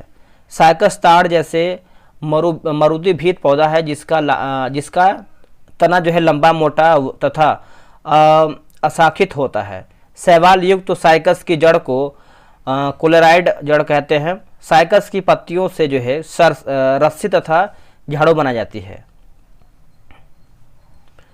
बात करें केसुरिना, एक पर्णपाती पेड़ है जो खुले तटीय पर्यावास पर होता है, जिसमें जो है रेतीले समुद्र तट, चट्टानी तट और रेत के टीले शामिल हैं। नोट, सबसे अधिक संख्या में गुणसूत्र जो है ओफियोग्लोसम नामक फर्म में होता है। चीड़ के पेड़ में तारपीन का तेल, देवदार के पेड़ में सैंड्रस तेल तथा जूनिपेरस की लकड़ी में मेडकास्ट तेल प्राप्त किया जाता है। कोनिफर में मुलायम रेशेदार काष्ठ के लुगदी बनाकर फिर कागज बनाया जाता है। टेनिन का उपयोग जो है चमड़ा एवं स्याही बनाने में होता है। अगला है कि उस खगोल भौतिक शास्त्री का नाम बताइए जो एक क्षय तंत्रिका रोग से पीड़ित है और केवल कंप्यूटर के माध्यम से ही अपनी बात कह पाता है। आंसर हो जाएगा स्टीफन हॉकिंस। देखिए, स्टीफन हॉकिंस ऐसे भौतिक शास्त्री हैं जो एक क्षय तंत्रिका रोग से पीड़ित हैं और केवल कंप्यूटर के माध्यम से ही अपनी बात कह पाते हैं। खाने का सोडा, आंसर हो जाएगा sodium bicarbonate.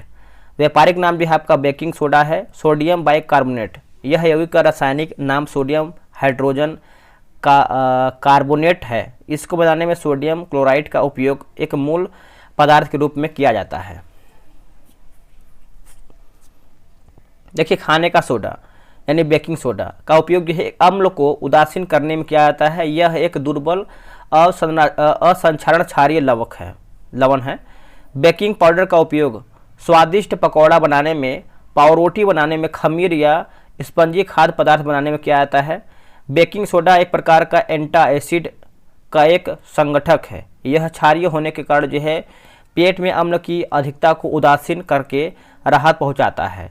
Sodium bicarbonate NaHCO3 का जलीय विलयन क्षारीय होता है तथा यह विलयन का pH मान 7 से अधिक होता है। NaHCO3 अम्लों को उदासीन कर CO2 गैस निकलती है। इनो लवण सोडियम बाइकार्बोनेट तथा सिट्रिक अम्ल का मिश्रण है। सोडियम बाइकार्बोनेट का उपयोग अग्निशामक यंत्र में किया जाता है, याद रखिएगा। वेल्डिंग के लिए किस मिश्रण का जो है उपयोग किया जाता है, तो इसका ऑप्शन देख लेते हैं। इसका आंसर देखिए आपका ए हो जाएगा। वेल्डिंग के लिए आयरन ऑक्साइड के एल्यूमिनियम मिश्रण का उपयोग किया जाता है। आंसर आपका ए सही होगा। अगला प्रश्न है कि प्लास्टर ऑफ पेरिस है, तो इसका आंसर आपका हो जाएगा CaSO4 1/2HO2 हो जाएगा। ठीक है, तो इसको आप समझिएगा। देखिए, इस समीकरण में जल का केवल आधा अम्ल क्रिस्टलन के जल के रूप में जुड़ा होता है। CaSO4 का 2 इकाई सूत्र जल के एक अणु के साथ साझेदारी करते हैं। इसे कैल्शियम सल्फेट हाइड्रेट भी कहा जाता है। इसका उपयोग जो है मूर्ति बनाने में, शल्य चिकित्सा में, पट्टी बांधने में, छतों एवं दीवारों को चिकना बनाने के लिए भी दोस्तों किया जाता है। कैल्शियम ऑक्साइड का सूत्र जो है CaO, इसे आमतौर पर बिना बुझा हुआ चूना या फिर जले हुए चूने के रूप में जाना जाता है। कैल्शियम सल्फेट या जिप्सम CaSO4 और 2H2O का उपयोग प्लास्टर ऑफ पेरिस बनाने में, सीमेंट उद्योग में, अमोनिया सल्फेट में स्वाद के रूप में आदि। अम्लीय भूमि को क्षारीय बनाने के लिए जिप्सम का प्रयोग दोस्तों किया जाता है। अगला है परमाणु के नाभिक में डैश होता है, तो ऑप्शन नंबर बी प्रोटॉन और न्यूट्रॉन हो जाएगा। बी जो है सही उत्तर हो जाएगा। इलेक्ट्रॉन की बात करते हैं। देखिए, इलेक्ट्रॉन की खोज जो है कैथोड किरण नलिका के प्रयोग द्वारा सर जे थॉमसन ने किया था। कैथोड किरण जो है नलिका से यह स्पष्ट हुआ कि कुछ कण ऋणावेशित कैथोड से धनावेशित एनोड की ओर चलते हैं। इन्हीं कणों को इलेक्ट्रॉन नाम दिया गया है। इलेक्ट्रॉन पर देखेंगे तो आपका 1.6022 गुणे 10⁻⁻19 से आवेश होता है। इलेक्ट्रॉन का द्रव्यमान इतना आपका दिया गया है। अब आते हैं प्रोटॉन पर। प्रोटॉन की खोज का जो श्रेय है रदरफोर्ड को दिया जाता है। वास्तव में इलेक्ट्रॉन की खोज के बाद जो है गोल्डस्टीन ने यह सुझाव दिया कि परमाणु विद्युत उदासीन है, तो इनमें इलेक्ट्रॉन की ही बराबर आवेश वाला एक अन्य धनावेशित कण उपस्थित होना चाहिए। और यहाँ पर देखिए प्रोटॉन का द्रव्यमान इतना दिया गया है। अब आते हैं न्यूट्रॉन पर। न्यूट्रॉन की खोज जो है चैडविक ने 1932 में बेरिलियम धातु पर अल्फा कणों के बौछार द्वारा किया।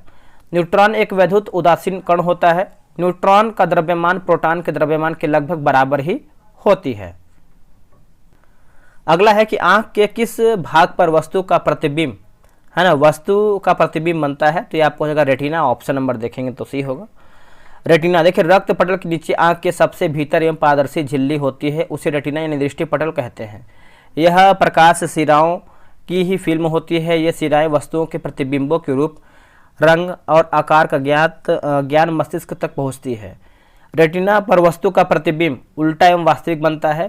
कार्निया आंख है ना, आंख बाहर से कठोर व अपारदर्शी श्वेत झिल्ली से ढकी रहती है, जिसे दृढ़ पटल कहते हैं। दृढ़ पटल के सामने वाला भाग कुछ उभरा हुआ रहता है, जिसे कार्निया कहते हैं। नेत्रदान में कार्निया ही दान दिया जाता है या फिर दान जो है किया जाता है। आइरिस कार्निया के पीछे एक रंगीन अपारदर्शी झिल्ली का पर्दा होता है, जिसे जो है आइरिस कहते हैं। आंख के रंग का मतलब आइरिस के रंग से ही होता है। आइरिस का कार्य जो है आंख में जाने वाले प्रकाश को नियंत्रित करना होता है। पुतली के पीछे नेत्र लेंस जो है उत्तल होता है। सोडियम क्लोराइड में उपस्थित कौन सी अशुद्धता नमी सोखती है, तो यह आपको हो जाएगा मैग्नीशियम क्लोराइड हो जाएगा। Option number B. सोडियम यह एक क्षार धातु है। यह अत्यंत अभिक्रियाशील सफ़ेद व मुलायम धातु है, जो प्रकृति में स्वतंत्र अवस्था में नहीं पाई जाती है। यौगिकों के रूप में मुख्यतः sodium chloride, sodium carbonate, sodium nitrate, sodium sulphate आदि के रूप में दोस्तों जाना जाता है। मैग्नीशियम की बात करते हैं तो इसका परमाणु क्रमांक जो है आपका 12 है। यह मुख्यतः मैग्नीशियम सल्फेट व मैग्नीशियम क्लोराइड के यौगिकों के रूप में दोस्तों जाना जाता है। मैग्नीशियम क्लोराइड भी सोडियम क्लोराइड की तरह जो है मुख्यतः समुद्री जल में पाया जाता है। अगला कि फास्फोरस का कौन सा अयस्क नहीं है, तो ऑप्शन नंबर डी नहीं है, ग्रेनाइट नहीं है। फास्फोरस के सबसे अधिक मात्रा में एपेटाइट में पाई जाती है। इसके साधारण देखेंगे तो प्लूओर एपेटाइट, क्लूए एपेटाइट, फास्फोराइट। प्रचुरता की दृष्टि से फास्फोरस भूपर्पटी में 1120 ppm है ना, ppm पाया जाता है। फास्फोरस करीब सभी जैव पदार्थों तथा फास्फोरस चक्र में उपस्थित रहते हैं। इसके अलावा फास्फोरस जीवित कोशिका में भी पाए जाते हैं। फास्फोरस का उपयोग श्वेत फास्फोरस औषधि निर्माण में, फास्फेटी उर्वरक के रूप में, कार्बोनिक फास्फोरस यौगिक के निर्माण में, तात्विक फास्फोरस जल उद्योग में, फास्फोरस को हड्डी की राख या फास्फोराइट से प्राप्त किया जाता है। फास्फोरस के अवरूप लाल फास्फोरस दिया सलाई बनाने में, श्वेत फास्फोरस जो है चूहा मारने में, कार्बनिक फास्फोरस जो है आपका पीड़कनाशी में। अगला है कि 72 किलोमीटर प्रति आवर का वेग अर्थ क्या है, तो ऑप्शन नंबर जो है सी सही उत्तर हो जाएगा। कौन सी भौतिक मात्रा जड़त्व का मापन है, तो ऑप्शन नंबर बी होगा द्रव्यमान। जड़त्व आघूर्ण का एसआई मात्रक जो है किलोग्राम मीटर स्क्वायर होता है। द्रव्यमान का एसआई मात्रक जो है किलोग्राम होता है। आयतन का एसआई मात्रक जो है आपका घन मीटर होता है। गतिज ऊर्जा का समीकरण कौन सा है, तो ये आपको हो जाएगा ऑप्शन नंबर ए होगा। देखिए, किसी वस्तु में उसकी गति के कारण कार्य करने की जो क्षमता आ जाती है उसे उस वस्तु की गतिज ऊर्जा कहते हैं। यदि m द्रव्यमान की वस्तु v से चल रही है तो उसे जो है गतिज ऊर्जा कहते हैं। किसी गति की गतिज ऊर्जा उसकी चाल के साथ बढ़ती है। उदाहरण जैसे बहती हुई हवा, दौड़ता हुआ खिलाड़ी एवं गिरता हुआ नारियल आदि। कौन सा अंग जो है पाचित भोजन में विषैले पदार्थों का अवशोषण करता है, तो ऑप्शन नंबर डी होगा लीवर। हानिकारक बैक्टीरिया द्वारा उत्पन्न हानिकारक विषाक्त पदार्थ अविषाक्त पदार्थों में परिवर्तित कर दिए जाते हैं। अमाशय के ऑक्सिंटिक कोशिकाओं में हाइड्रोक्लोरिक अम्ल निकलता है जो भोजन के साथ आए हुए जीवाणुओं को नष्ट कर देता है तथा एंजाइम की क्रिया को तीव्र कर देता है। हाइड्रोक्लोरिक अम्ल भोजन के माध्यम को अम्लीय बना देता है जिससे लार की टाइलिन की क्रिया समाप्त हो जाती है। अमाशय से निकलने वाले जठरस में एंजाइम होते हैं पेप्सिन एवं रेनिन। अग्न्याशय मानव शरीर की दूसरी सबसे बड़ी ग्रंथि है जो एक साथ अंतःस्रावी नलिकाहीन यानी और बहिस्रावी नलिका मुक्त दोनों प्रकार की ग्रंथि है। इससे अग्न्याशयी रस निकलता है जिसमें 9.8% जल तथा शेष भाग में लवण एवं एंजाइम होते हैं। यह क्षारीय द्रव्य होता है। इसका पीएच मान जो है 7.5 से लेकर के 8.3 होता है। इसमें 3 प्रकार के मुख्य भोजन पदार्थ यानी तथा कार्बोहाइड्रेट तथा वसा एवं प्रोटीन को पचाने के लिए एंजाइम होते हैं, इसलिए इसे जो है पूर्ण पाचन रस कहा जाता है। वृक्क यानी किडनी प्रमुख कार्य रक्त को प्लाज्मा को छानकर शुद्ध बनाना, अर्थात इसमें से अनावश्यक और अनुप्रयोगों पदार्थों को जल के कुछ मात्रा के साथ मूत्र के द्वारा शरीर से बाहर निकालना। वृक्क यानी किडनी की कार्यात्मक इकाई को नेफ्रॉन कहते हैं। इसमें बनने वाले पथरी कैल्शियम ऑक्जेलेट का बना होता है। अगला है कि मूल द्वारा वनस्पतिक प्रवर्धन इसमें होता है। आंसर होगा स्वीट पोटैटो। इसका वैज्ञानिक नाम देखेंगे तो आपका इपोमोया वातातास होगा। यह जो है आपका कानवालू लेसी है ना, कानवालू लेसी है। यह बात करेंगे कुल एक वर्षीय पौधा है और अनुकूल परिस्थिति में बहुवर्षीय सा व्यवहार कर सकता है। आलू सोलनेसी कुल का पौधा होता है। भूमिगत तना और उदाहरण जैसे कंद की बात करते हैं तो आलू, घन कंद की बात करते हैं तो बंडा, केसर और जीमिक कंद अरबी, प्रकंद जो है आपका हल्दी अदरक, सल्क कंद जो है आपका प्याज लहसुन लिली होगा, है ना, लिली होगा। अर्धवायवीय तना जब तने का कुछ भाग भूमि के अंदर तथा कुछ भाग भूमि के बाहर वायु में पाया जाता है तब इस प्रकार के तने को अर्धवायवीय तना कहते हैं। जैसे दूब घास और मर्सिलिया, गुलदाउदी, जलकुंभी, पिपरमिंट आदि। वायवीय तना। जब संपूर्ण तना भूमि के ऊपर स्थित होता है तो ऐसे तने को वायवीय तना कहते हैं। इस प्रकार के तने में शाखाएं, पत्तियां, पर्व संधियां, फल फूल सभी पाए जाते हैं। उदाहरण की बात करते हैं, गुलाब, अंगूर, नागफनी, कोकोलवा, ये सब आपको देखने को मिलता है। आते हैं 61 नंबर पे। क्वेश्चन नंबर 61 देखेंगे, विद्युत अपघटनीय प्रक्रिया से कौन सा तत्व जो है आपका नहीं प्राप्त होता है? तो ऑप्शन नंबर डी हो जाएगा लोहा। देखिए विद्युत अपघटन विद्युत सेल के साथ साथ विलयन में निहित आयन से संबंधित अभिक्रियाओं के अध्ययन को विद्युत रसायन कहा जाता है। विद्युत रासायनिक विधियों द्वारा बहुत से धातुओं को शुद्ध किया जाता है या गहनों पर लेपन किया जाता है। यहाँ तक कि धातुओं का संक्षारण भी एक विद्युत आपका रासायनिक प्रक्रम है।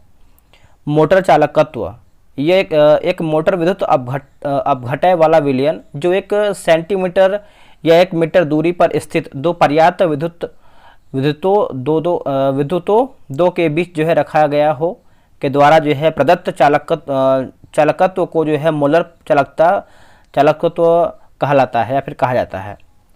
ऐसे विद्युत अपघटय जिनके विलयन अथवा द्रवित अवस्था में विद्युत धारा प्रवाहित करने पर पूर्ण रूपेण आयनों में विच्छेदित हो जाता है, उसे जो है देखेंगे तो प्रबल अपघटय कहलाते हैं। किसी विद्युत अपघटय की अनंत तुलना पर मोलर चालकत्व उसके धनायन एवं ऋणायन की मोलर चालकत्व के योग के बराबर होता है।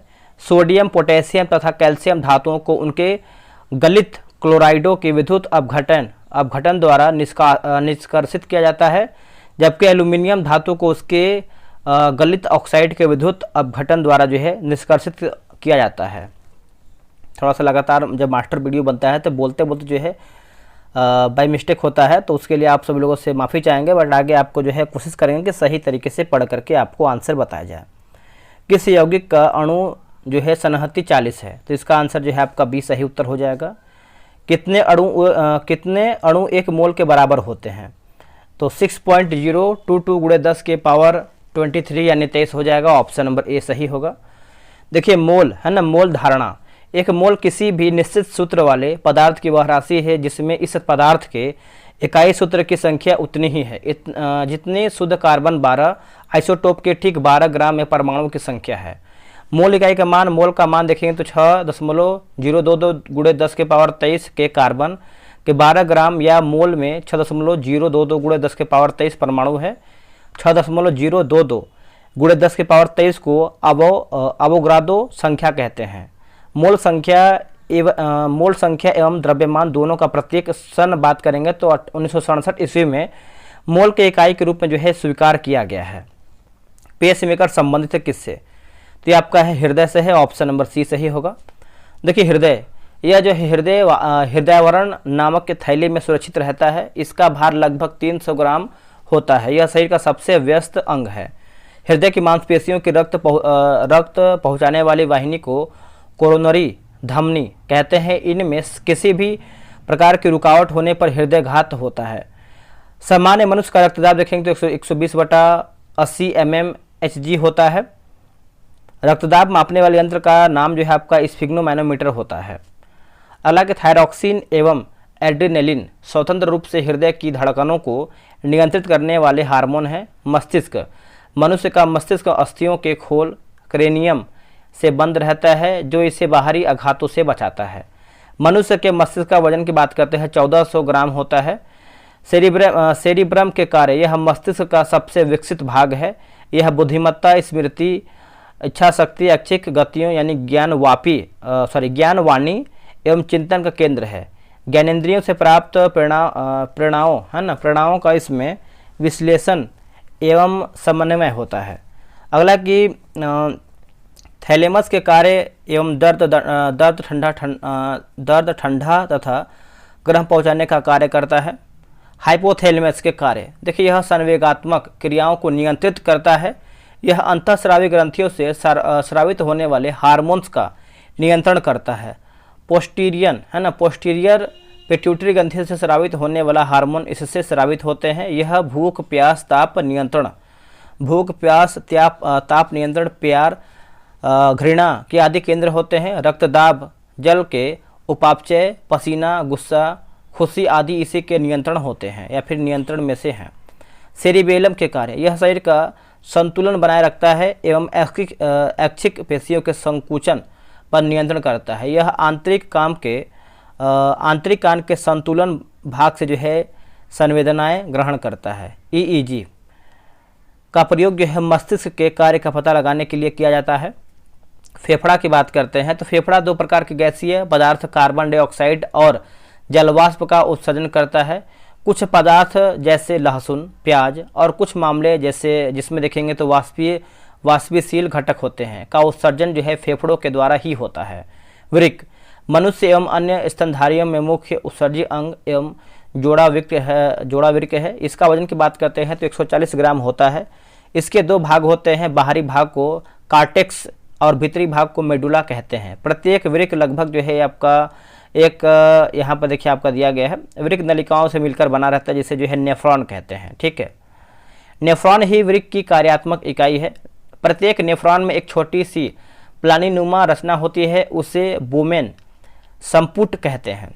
सूर्य से आती हुई पराबैंगनी किरणों से कौन हमें बचाता है? तो इसका आंसर हो जाएगा O3 हो जाएगा, ऑप्शन नंबर बी।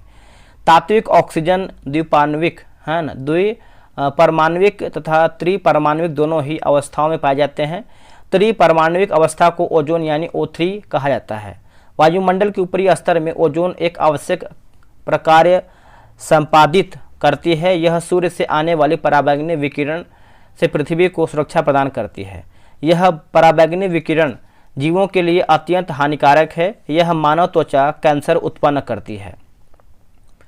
वायुमंडल के उच्चतर स्तर पर पराबैंगनी यूवी विकिरण के प्रभाव से O2 अणुओं से ओजोन बनाती है। उच्च ऊर्जा वाले पराबैंगनी विकिरण जो है ऑक्सीजन अणुओं O2 को विघटित कर स्वतंत्र ऑक्सीजन O परमाणु बनाते हैं। ऑक्सीजन के ये स्वतंत्र परमाणु संयुक्त होकर ओजोन बनाते हैं। अगला है कि ऊपरी समताप मंडल में ओजोन O2 की प्रचुर मात्रा होती है जो यूवी विकिरण से जीवों को बचाती है। समताप मंडल में कुछ रसायनों की उपस्थिति के कारण जो है ओजोन की इस परत में अवक्षय हो जा रहा है। इस अवक्षय के मुख्य कार्य जैसे क्लोरोफ्लोरो यौगिक यानी CFC का उत्सर्जन, जिन्हें फ्रियोन भी कहा जाता है। क्या कहते हैं? फ्रियोन भी कहते हैं। यह यौगिक अक्रिय है ना, अक्रिय ज्वलनशील विषहीन कार्बनिक अणु है। इसका उपयोग यह refrigerator, air condition, plastic foam के निर्माण में एक कंप्यूटर उद्योग में होता है।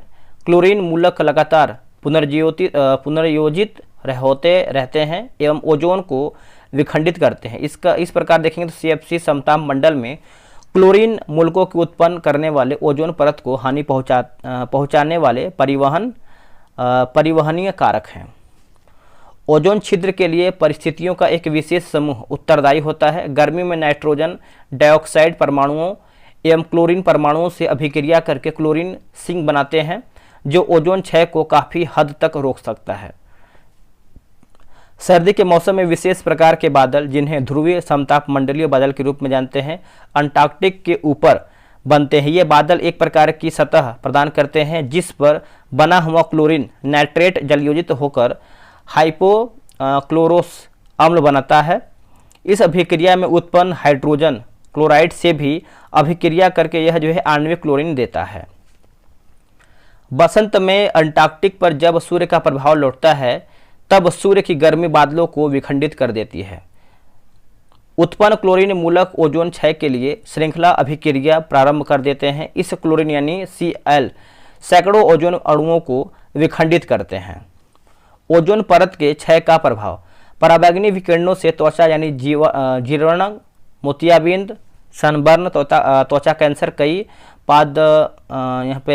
पादलवों की नष्ट हो जाना, कई जलीय वनस्पतियों का नष्ट होना एक कारक बनता है।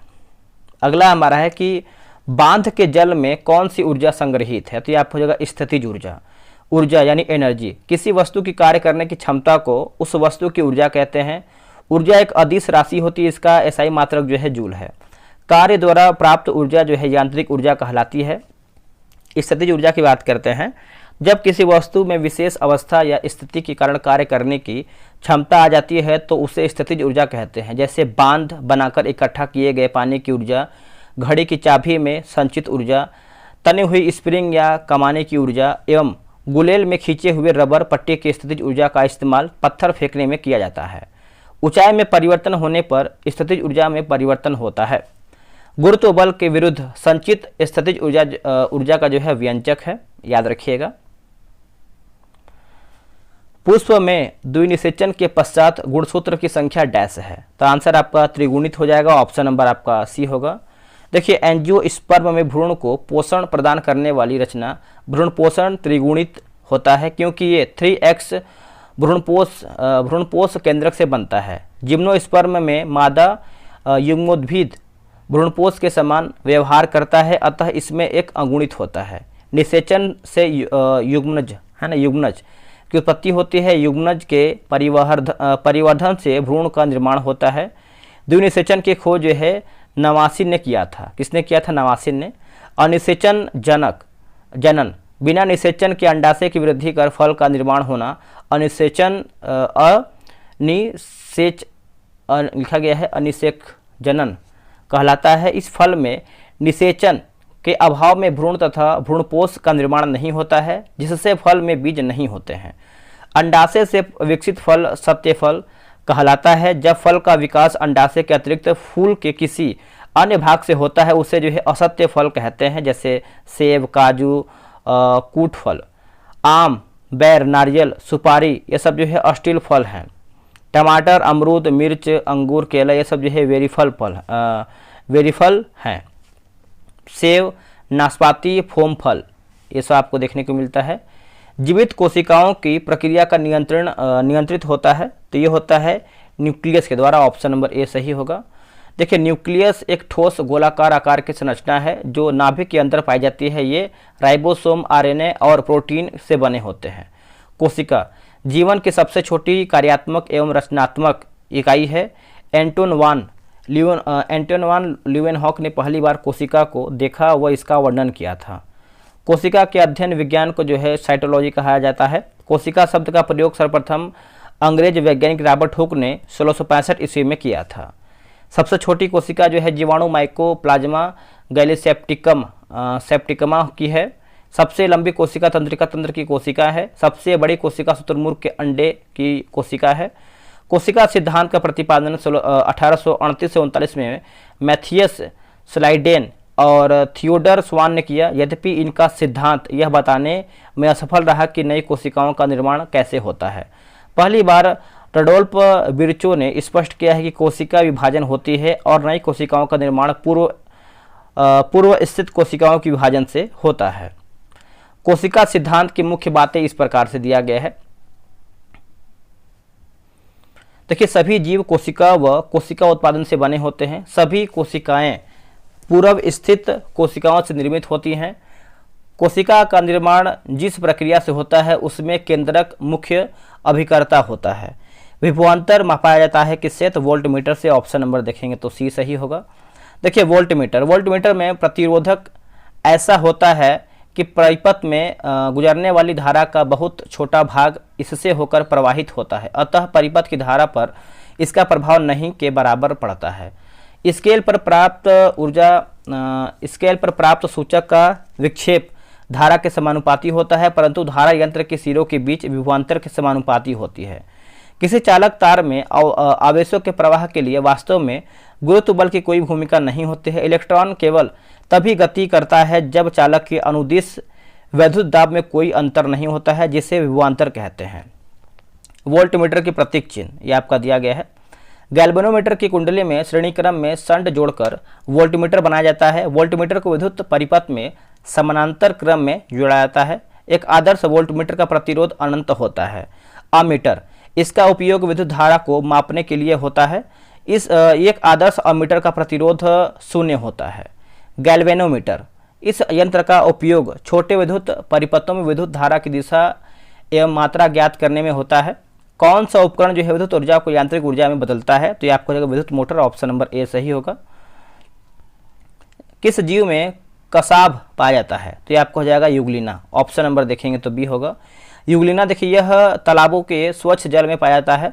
यूग्लिना युक्त तालाबों में जल के ऊपर हरे रंग की परत बन जाती है क्योंकि इन जंतुओं के शरीर में पर्णहरित पाया जाता है। इसके अग्र सिरे पर कोशिका मुख्य होता है। कोशिका मुख से एक धागे के समान रचना निकलती है जिसे कसाभ कहते हैं। यही जंतु का प्रचलन अंग है। अमीबा यानी यह एक साधारण प्रोटोजोआ है जो समुद्री जल, सादे जल तथा नम भूमि पाए जाते हैं। अमीबा में प्रचलन अंग के रूप में कूटपाद पाए जाते हैं जिसका उपयोग यह भोजन ग्रहण करने में करते हैं। यह एक जो है प्रोटोजोआ है जो यूकेरियोटिक, इसका आकार हमेशा बदलते रहता है।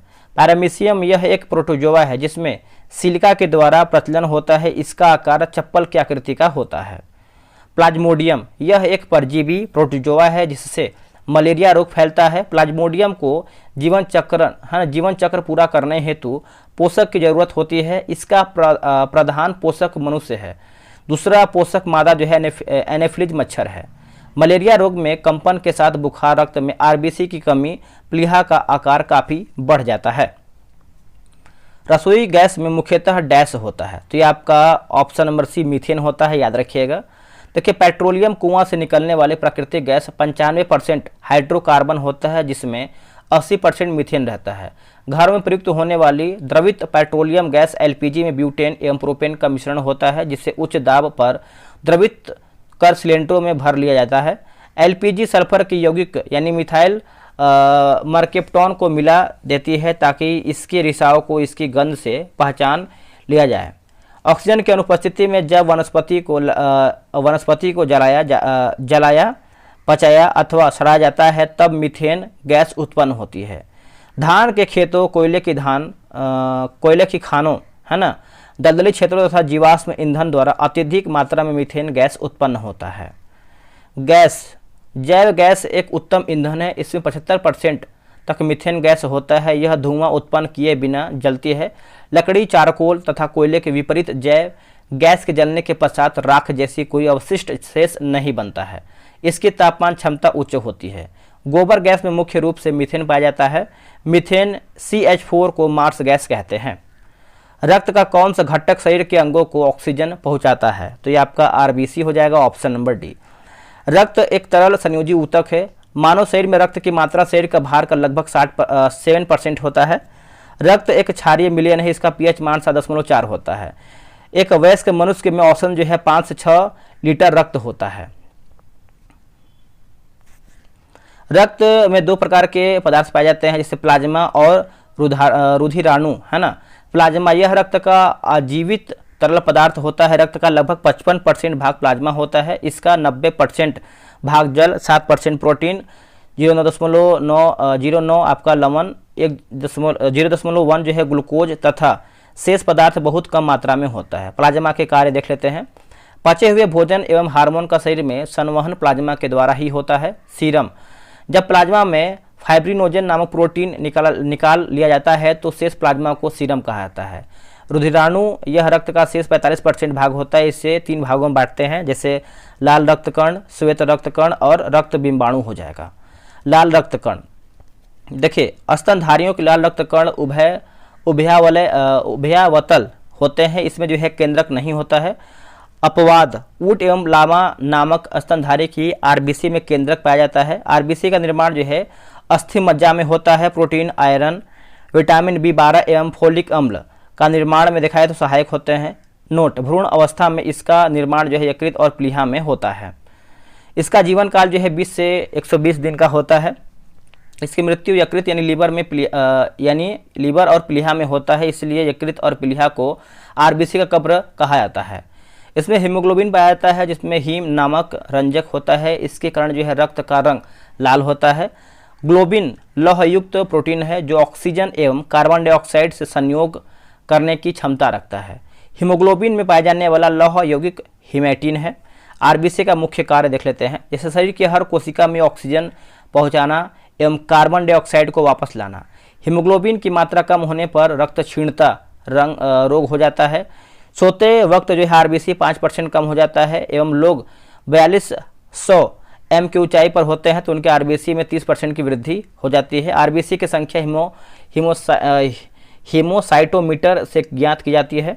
नोट, थैलेसीमिया रोग में लाल रुधिराणु जो है नहीं बनते हैं। श्वेत रक्त यानी WBC, आकार और रचना में यह अमीबा के समान है, इसमें जो है केंद्रक रहता है।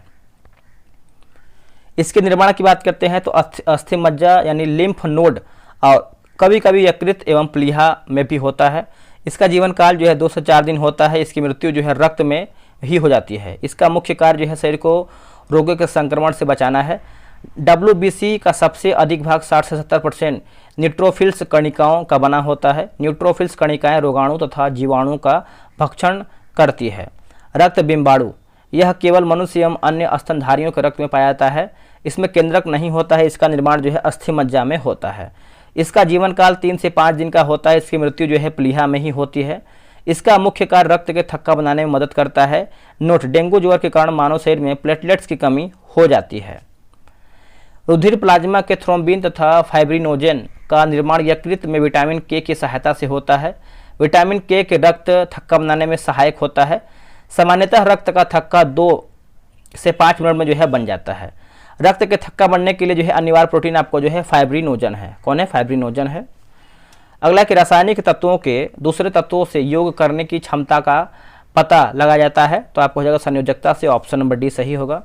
तो संयोजकता शब्द की उत्पत्ति लैटिन भाषा के शब्द से हुआ है जिसका कार्य जो है क्षमता, तत्वों के परमाणुओं के परस्पर संयोजन करने की क्षमता को ही संयोजकता कहते हैं। किसी तत्व का संयोजक उसके परमाणु की बाह्यतम कक्षा में उपस्थित इलेक्ट्रॉन की संख्या पर निर्भर करती है। उदाहरण के लिए सोडियम परमाणु एवं इलेक्ट्रॉन त्याग कर अक्रिय गैस नियॉन जैसी इलेक्ट्रॉनिक अवस्था प्राप्त करता है। परमाणु भार, देखिए किसी तत्व का परमाणु भार वह संख्या है जो प्रदर्शित करता है तत्व का एक परमाणु कार्बन 12 के परमाणु के 1/12 भाग द्रव्यमान अथवा हाइड्रोजन के 1.008 भाग द्रव्यमान में कितना गुना भारी है। परमाणु क्रमांक की बात करते हैं, किसी तत्व के परमाणु के नाभिक में उपस्थित प्रोटॉन की संख्या को परमाणु क्रमांक कहते हैं। प्राणी कोशिका में कौन सी कोशिकांग कभी भी नहीं पाई जाती है तो ऑप्शन नंबर सी होगा, सेल भित्ति हो है ना, सेल भित्ति होगा। कोशिका भित्ति की बात करते हैं, यह केवल पादप कोशिकाओं में पाई जाती है। यह आजीवित पदार्थों से बनी दृढ़ तथा रचनात्मक परत होती है जो कोशिका को एक निश्चित आकार प्रदान करती है। कोशिका भित्ति मुख्यतः सेल्यूलोज की बनी होती है। मुख्य कार्य की बात करते हैं, कोशिका की निश्चित आकृति प्रदान करना है। कोशिकाओं को सुरक्षा प्रदान करना। माइटोकॉन्ड्रिया की खोज जो है सर्वप्रथम अल्टमैन ने 1890 में किया था। कार्ल बेंडा ने इसे 1898 में माइटोकॉन्ड्रिया नाम दिया है। और इसकी चौड़ाई जो है आपका 0.2 और से लेकर 2 लंबाई आपका 7 या फिर अधिक होती है। इसकी संख्या 50 से 50,000 प्रति कोशिका तक होती है। यह दोहरी झिल्ली की रचना है जिसमें भीतरी झिल्ली में अंगुली जैसा उभार होता है। इसे जो है आप देखेंगे तो क्रिस्टी कहते हैं। माइटोकॉन्ड्रिया में द्रव्य पाया जाता है जिसे जो है मैट्रिक्स कहते हैं। मुख्य कार्य देखेंगे, यह कोशिकीय श्वसन में सहायक होती है। माइटोकॉन्ड्रिया में कोशिकीय श्वसन के समय एटीपी का निर्माण होता है। एटीपी संग्रहित रहता है जो आवश्यक पड़ने पर उपयोग में लाया जाता है, इसलिए उसे ऊर्जा का शक्ति गृह या फिर ऊर्जा का भंडार गृह कहते हैं। गाल्जी का है, इनकी खोज कैमिलो गांजी ने 1898 में किया था। यह विभिन्न आकार की चपटी तथा मुड़ी हुई शैलियों का एक समूह होता है। कार्य, यह प्रोटीन के स्राव में सहायक है। लाइसोसोम के निर्माण में सहायक। कार्बोहाइड्रेट का संश्लेषण गाल्जी काय द्वारा होता है। लिखा गया है एक्रोसोम के निर्माण में सहायक। गाल्जी काय की स्रावित कणिकाएं रिक्तियों में प्रवेश करती है तथा इनकी झिल्ली कोशिका झिल्ली के भीतरी झिल्ली में संगलिक हो जाती हैं। फिर एक्सोसाइटोसिस द्वारा स्रावित पदार्थ बाहर की ओर मुक्त हो जाते हैं, इसलिए गाल्जिकाय की कोशिका यातायात प्रबंधक भी कहा जाता है। तरकाय, इसकी खोज जो है 1888 में टी बोबेरी ने किया था कि यह केवल जंतु कोशिकाओं में पाया जाता है। इसके अंदर 1 या 2 कण जैसी रचना होती है जिन्हें सेंट्रियोल कहते हैं। यह कोशिका विभाजन के समय धुरा जंतु का निर्माण करता है। नोट, तरकाय निम्न पादविष्ट कवक शैवालों के कोशिकाओं में भी पाया जाता है। अगला हमारा है कि मानव के कायिक कोशिका में गुणसूत्र होते हैं, तो 46 होते हैं। ऑप्शन नंबर जो है आपका सी सही हो जाएगा, 46। अब देखिए एस्केरिस जो है आपका 2 होगा, मच्छर में 6 होगा, घरेलू मक्खी में 12, मटर में 14, प्याज में 16, मक्का में 20, टमाटर में 24, मेढक में 26, नींबू में आपका 18 से 26, बिल्ली की बात करते हैं तो 38, चूहा में आपका 40 हो जाएगा। और क्या दिया गया है, गेहूं में 42 होगा, खरगोश में 44, मनुष्य में 46, आलू में 48, चिंपैंजी में 48, तंबाकू में 48, घोड़ा में 64, कुत्ता में 78, कबूतर में 80 और टेरिडोफाइटा की बात करते हैं तो 1300 से लेकर के 1600 आपका होता है।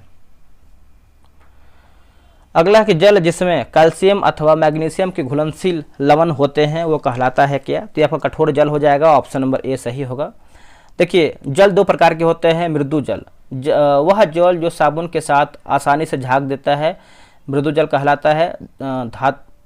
ध्यातव्य है कि मृदु जल पीने योग्य होता है, परंतु यदि जल में अल्प मात्रा में कठोरता विद्यमान हो तो जल पीने के लिए अधिक उपयुक्त होता है, क्योंकि इसमें जो है शारीरिक वृद्धि हेतु आवश्यक खनिज अल्प मात्रा में उपस्थित होते हैं। कठोर जल वह जल जिसमें साबुन पर्याप्त मात्रा में झाग नहीं देता, कठोर जल कहलाता है। इसका कारण इसमें मैग्नीशियम एवं कैल्शियम के बाइकार्बोनेट, क्लोराइड तथा सल्फेट लवणों का घुला होना है। जल की कठोरता 2 प्रकार की होती है। अस्थायी कठोरता, जल में कैल्शियम तथा मैग्नीशियम के बाइकार्बोनेट घुले होने के कारण जो है उत्पन्न कठोरता अस्थायी होती है।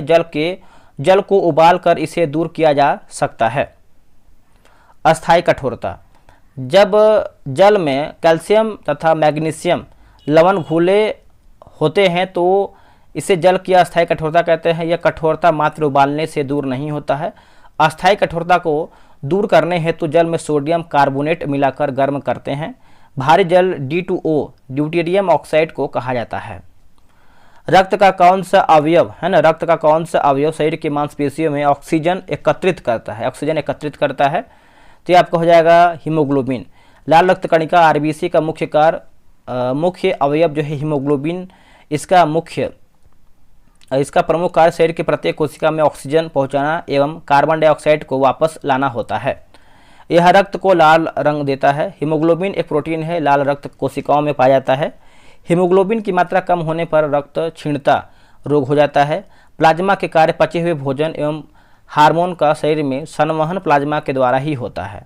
प्लाज्मा एक हल्के पीले रंग का गाढ़ा तरल पदार्थ है जो रक्त के आयतन का लगभग 55% होता है। इसमें 90 से 92% जल तथा 6 से 8% प्रोटीन होता है। फाइब्रिनोजन, ग्लोबुलिन तथा एल्बुमिन पदार्थों में उपस्थित मुख्य प्रोटीन होता है। फाइब्रिनोजन की आवश्यकता रक्त थक्का बनाने या स्कंदन में होती है। ग्लोबुलिन का उपयोग शरीर के प्रतिरक्षा तंत्र, एल्बुमिन का उपयोग परासरणी संतुलन के लिए होता है। रक्त प्लाज्मा कार्बन डाइऑक्साइड, हार्मोन तथा कोशिका द्वारा उत्सर्जित अवशिष्ट पदार्थ के परिवहन का कार्य करते हैं। अगर शरीर के किसी अंग में किसी प्रकार की खराबी होती है या नया रासायनिक पदार्थ शरीर में उत्पन्न होता है तो वह प्लाज्मा में पहुंच जाता है, जिसकी जांच कर चिकित्सक रोग पहचान कर लेते हैं। अगला हमारा प्रश्न है कि परिदर्शी यानी पेरिस्कोप किस सिद्धांत पर कार्य करता है, तो परावर्तन हो जाएगा। ऑप्शन नंबर आपका डी सही होगा। वायुजीवी श्वसन के दौरान किसका पूर्ण ऑक्सीकरण होता है, तो ये आपका हो जाएगा ग्लूकोज। ऑप्शन नंबर डी होगा। कोशिका में होने वाला श्वसन 2 प्रकार के होते हैं, वायवीय ऑक्सी श्वसन तथा अवायवीय अनऑक्सी श्वसन।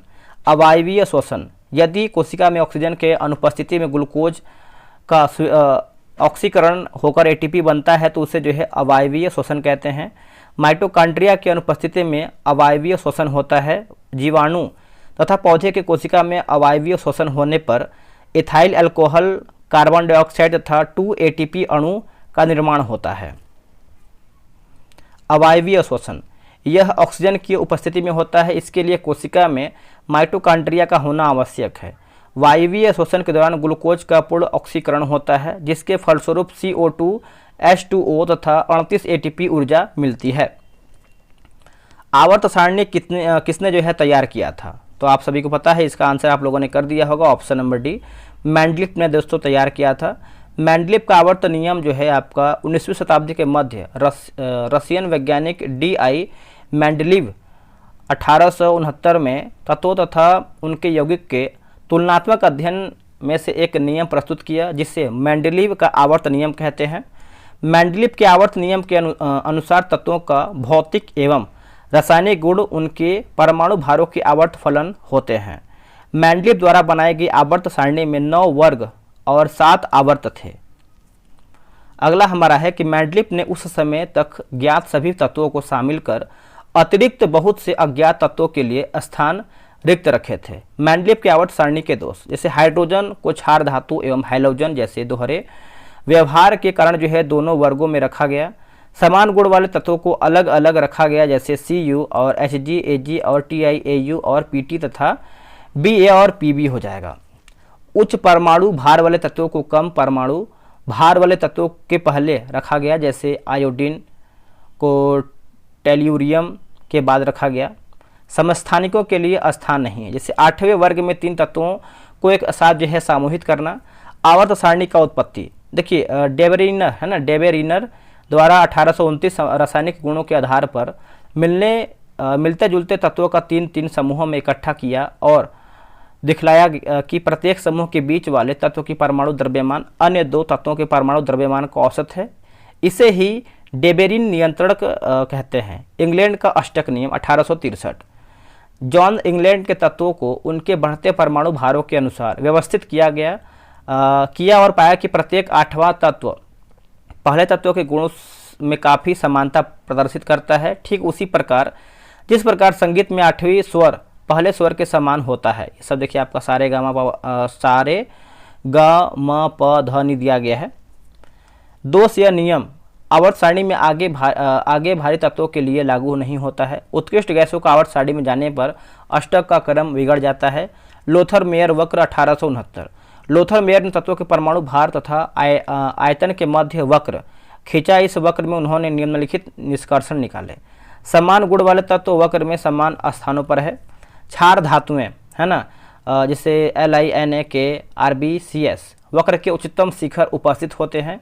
इन परिणामों के आधार पर लोथर मेयर ने आवर्ती नियम प्रस्तुत किया, जिसके अनुसार तत्वों के परमाणु द्रव्यमान के 8वें फलन होते हैं। आधुनिक आवर्त सारणी देखिए, आधुनिक आवर्त सारणी मोसले के नियम पर आधारित है। इसके अनुसार तत्वों के गुण है ना, गुण उनके परमाणु संख्या के आवर्त फलन होते हैं। गुण वर्ग से ऊपर नीचे आने पर, आवर्त से बाएं जाने पर दिया गया है। जैसे परमाणु का आकार जो है बढ़ता है घटता है, विद्युत घनात्मक बढ़ती है फिर घटती है, आयतन ऊर्जा जो है घटती है बढ़ती है, विद्युत ऋणात्मक जो है घटती है बढ़ती है, और इलेक्ट्रॉन प्रीति की बात करते हैं घटती है बढ़ती है। अगला है कि आधुनिक आवर्त सारणी में आवर्त की संख्या 7 होती है एवं वर्ग की संख्या 9 होती है। वर्ग 1 से लेकर के आप देखेंगे तो 7 तक के उपवर्गों को A वर्ग में बांटे हैं। इस प्रकार उपवर्गों सहित कुल वर्गों की संख्या 18 है। प्रत्येक आवर्त का प्रथम सदस्य क्षार धातु है और अंतिम सदस्य कोई अक्रिय गैस। सिर्फ पहले आवर्त का पहला सदस्य हाइड्रोजन है जो अपवाद है। आधुनिक आवर्त सारणी में परमाणु संख्या 57 से लेकर 71 तक लेंथेनाइट श्रेणी एवं परमाणु संख्या 89 से लेकर 103 तक एक्टिनाइट श्रेणी जो है कहा जाता है। अगला कि स्लेट रूपांतरिक रूप, ऑप्शन नंबर ए होगा सेल का, ये जो है सही उत्तर होगा। देखिए, पृथ्वी की सतह के कठोर भाग को चट्टान कहते हैं, जो पृथ्वी की बाहरी परत की संरचना की मूलभूत इकाई है। उत्पत्ति के आधार पर यह 3 प्रकार की होती है: आग्नेय चट्टान, अवसादी चट्टान और कयांतरिक चट्टान। देखिए, आग्नेय चट्टान का रूपांतरण, जैसे ग्रेनाइट की बात करते हैं तो कयांतरिक की बात करते हैं तो नीस, साइनाइट आपका साइनाइट नीस, गैब्रो सरपेंटाइन होगा, बेसाल्ट आपका स्सिस्ट होगा, बिटुमिनस जो है आपका ग्रेफाइट होगा। कयांतरिक चट्टान का रूपांतरण, स्लेट की बात करते हैं तो आपका फाइलाइट होगा, फाइलाइट की बात करते हैं तो सिस्ट होगा। अवसादी चट्टान का रूपांतरण, जैसे संपीड़ की बात करते हैं संपीड़ सिस्ट होगा, बलुआ पत्थर जो है आपका क्वार्टर जाइट होगा, सेल जो है आपका स्लेट होगा, चूना पत्थर आपको हो जाएगा संगमरमर, और लिग्नाइट जो है आपको हो जाएगा एंथ्रेसाइट कोयला हो जाएगा। बिहार के मुख्यमंत्री की नियुक्ति किसके द्वारा की जाती है? तो ये आपको हो जाएगा बिहार के राज्यपाल। मुख्यमंत्री राज्य की मंत्रिपरिषद का प्रधान होता है। राज्यपाल उस व्यक्ति को मुख्यमंत्री नियुक्त करता है जो विधान सभा में बहुमत दल नेता होता है। अनुच्छेद 167 के अंतर्गत राज्यपाल को राज्य शासन के संवैधानिक मंत्रिपरिषद के मंत्रिमंडल के निर्णयों से अवगत कराना मुख्यमंत्री का संवैधानिक कर्तव्य होता है। बिहार की द्वितीय राजभाषा कौन सा है? तो ये आपको हो जाएगा उर्दू। बिहार की प्रथम राजभाषा हिंदी। राजकीय वृक्ष जो है पीपल। राजकीय पशु जो है आपका बैल, 2013 से पहले ऋछ था। राजकीय वृक्ष पक्षी की बात करते हैं तो गौरैया, और पहले जो है आपका नीलकंठ नक्ता था। बिहार दिवस जो है 22 मार्च 1912 को उड़ीसा सहित प्रांत गठित करने संबंधित विधिवत घोषणा। बिहार की स्थापना यहाँ पर देखिए 1 अप्रैल 1922 को बंगाल प्रेसिडेंसी से अलग होकर बिहार एवं उड़ीसा, वर्तमान उड़ीसा, संयुक्त रूप से एक प्रांत के रूप में 1 अप्रैल 1912 को अस्तित्व में आया। बिहार राज्य का अन्य भाषा की बात करते हैं तो मैथिली, भोजपुरी, मगही, वज्जिका तथा अंगिका है। बिहार के उप मुख्यमंत्री अभी कौन है? तो ये हैं Sushil Kumar Modi, option number B. वर्तमान में बिहार के दो उप मुख्यमंत्री कार्यरत हैं, सम्राट चौधरी और विजय कुमार सिन्हा हैं। फरवरी 2017 में मनाया गया विश्व रेडियो दिवस का विषय क्या है? तो आपको हो जाएगा आप है रेडियो। विश्व रेडियो दिवस जो है 13 फरवरी को मनाया जाता है, यह भी आप अच्छे से याद रखिएगा। अगला है कि विश्व वैश्विक कार कंपनी ने भारत में अपने वाहनों की बिक्री बंद करने की घोषणा 18 मई 2017 को किया है। तो ये आपको जनरल मोटर्स हो जाएगा, ऑप्शन नंबर सी सही होगा। केंद्र सरकार द्वारा 30 मई 2017 को कितने रुपए का नया नोट जारी करने की घोषणा की गई है? तो ये आपको हो जाएगा 1 रुपया, ये सही होगा। अब कुछ नोटों पर बना चित्र की बात करें, जैसे भारतीय नोटों के रंग एवं उन पर छपे चित्र। जैसे 10 की बात करते हैं तो चॉकलेट ब्राउन, कोणार्क का सूर्य मंदिर जो कि पीछे देखेंगे तो बना होता है। 20 रुपये का जो नोट होता है हरित पीला होता है, एलोरा की गुफा। 50 रुपये का जो नोट होता है फ्लोरोसेंट ब्लू, हम्पी का पत्थर से बना रथ। 100 रुपये की बात करते हैं तो लेवेंडर कलर, रानी का वाव। 200 रुपये आपको हो जाएगा ब्राइट येलो, सांची स्तूप। 500 रुपये की बात करते हैं तो लाल किला होगा। 2000 रुपये की बात करते हैं तो मंगलयान आपका होगा। रामनाथ कोविंद राष्ट्रपति पद का प्रत्याशी बनाए जाने के समय किस राज्य के राज्यपाल के पद पर थे? तो बिहार हो जाएगा, ऑप्शन नंबर सी सही होगा। भारत के राष्ट्रपति रामनाथ कोविंद 25 जुलाई 2017 से 25 जुलाई 2022 तक थे। रामनाथ कोविंद भारत के द्वितीय दलित राष्ट्रपति हैं। भारत के प्रथम दलित राष्ट्रपति डॉक्टर KR नारायण क्रमानुसार 10वें 25 जुलाई 1997 से लेकर के 25 जुलाई 2002 तक थे। भारत है एक क्या? तो इनमें से कोई भी नहीं। देखिए पंथ निरपेक्ष राष्ट्र का अर्थ है कि सभी धर्म एक समान है। विश्व बैंक का दूसरा नाम क्या है? तो इसका आंसर हम देख लेते हैं। देखिए इसका सही आंसर आपको हो जाएगा ऑप्शन नंबर सी, IBRD, विश्वव्यापी पुनर्निर्माण और विकास बैंक। इसका मुख्यालय वाशिंगटन DC तथा स्थापना जो है 1944 में IMF के द्वारा ब्रेटन वुड्स सम्मेलन के तहत हुआ है।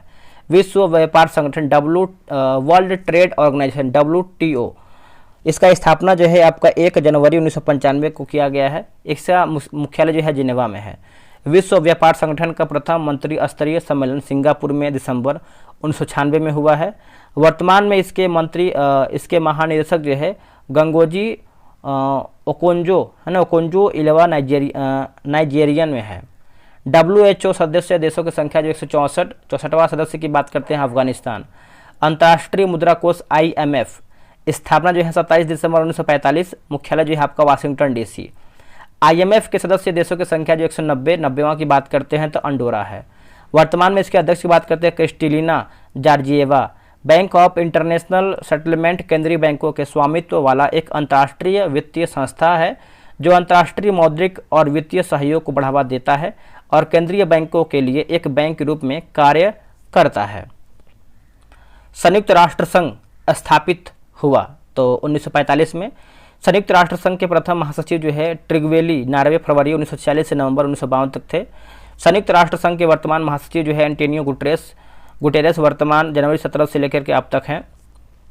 संयुक्त राष्ट्र संघ के 6 अंग जिससे महासभा, सुरक्षा परिषद, आर्थिक एवं सामाजिक परिषद, प्रन्यास परिषद, अंतर्राष्ट्रीय न्यायालय और सचिवालय। विश्व का सबसे बड़ा दूरदर्शी कहाँ पर स्थित है? तो ये आपका है दोस्तों चीन में, ऑप्शन नंबर देखेंगे तो डी होगा। देखिए बात करेंगे हम कि चीन द्वारा निर्मित दुनिया के सबसे बड़े दूरबीन फास्ट है हाइबर 100 metre aperture spherical radio telescope है। यह परियोजना अंतरिक्ष से रेडियो तरंग को महसूस करने के लिए बनाई गई थी। न्यूजीलैंड का कौन सा पक्षी विलुप्त है? तो इसका आंसर देखिए आप याद रखिएगा, आपका हो जाएगा मोआ पक्षी विलुप्त है, ऑप्शन नंबर सी होगा।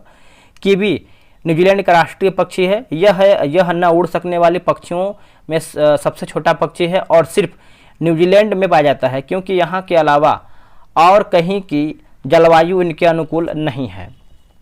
8 मार्च को मनाया जाता है क्या? तो 8 मार्च को जो है विश्व महिला दिवस के रूप में मनाते हैं, ऑप्शन नंबर आपका डी होगा।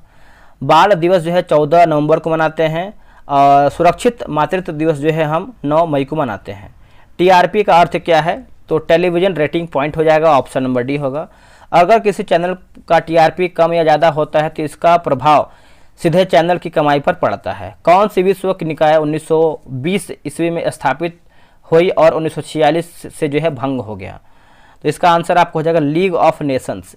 इसकी स्थापना जो है फरवरी 2004 को आइसलैंड में लिखा गया है, रेक्चा है ना, रेक्जाविक में हुआ है।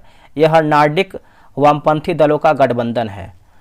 वाल्कन एलायंस यह सैन्य गठबंधन है। एशियन काउंसिल एशिया परिषद एशिया की प्रमुख चुनौतियों और एशिया के देशों के बीच सहयोग को बढ़ावा देने के लिए एक सतत विस्तृत मंच है के रूप में सेवा करने के लिए 2016 में गठित एक अखिल एशियाई संगठन है।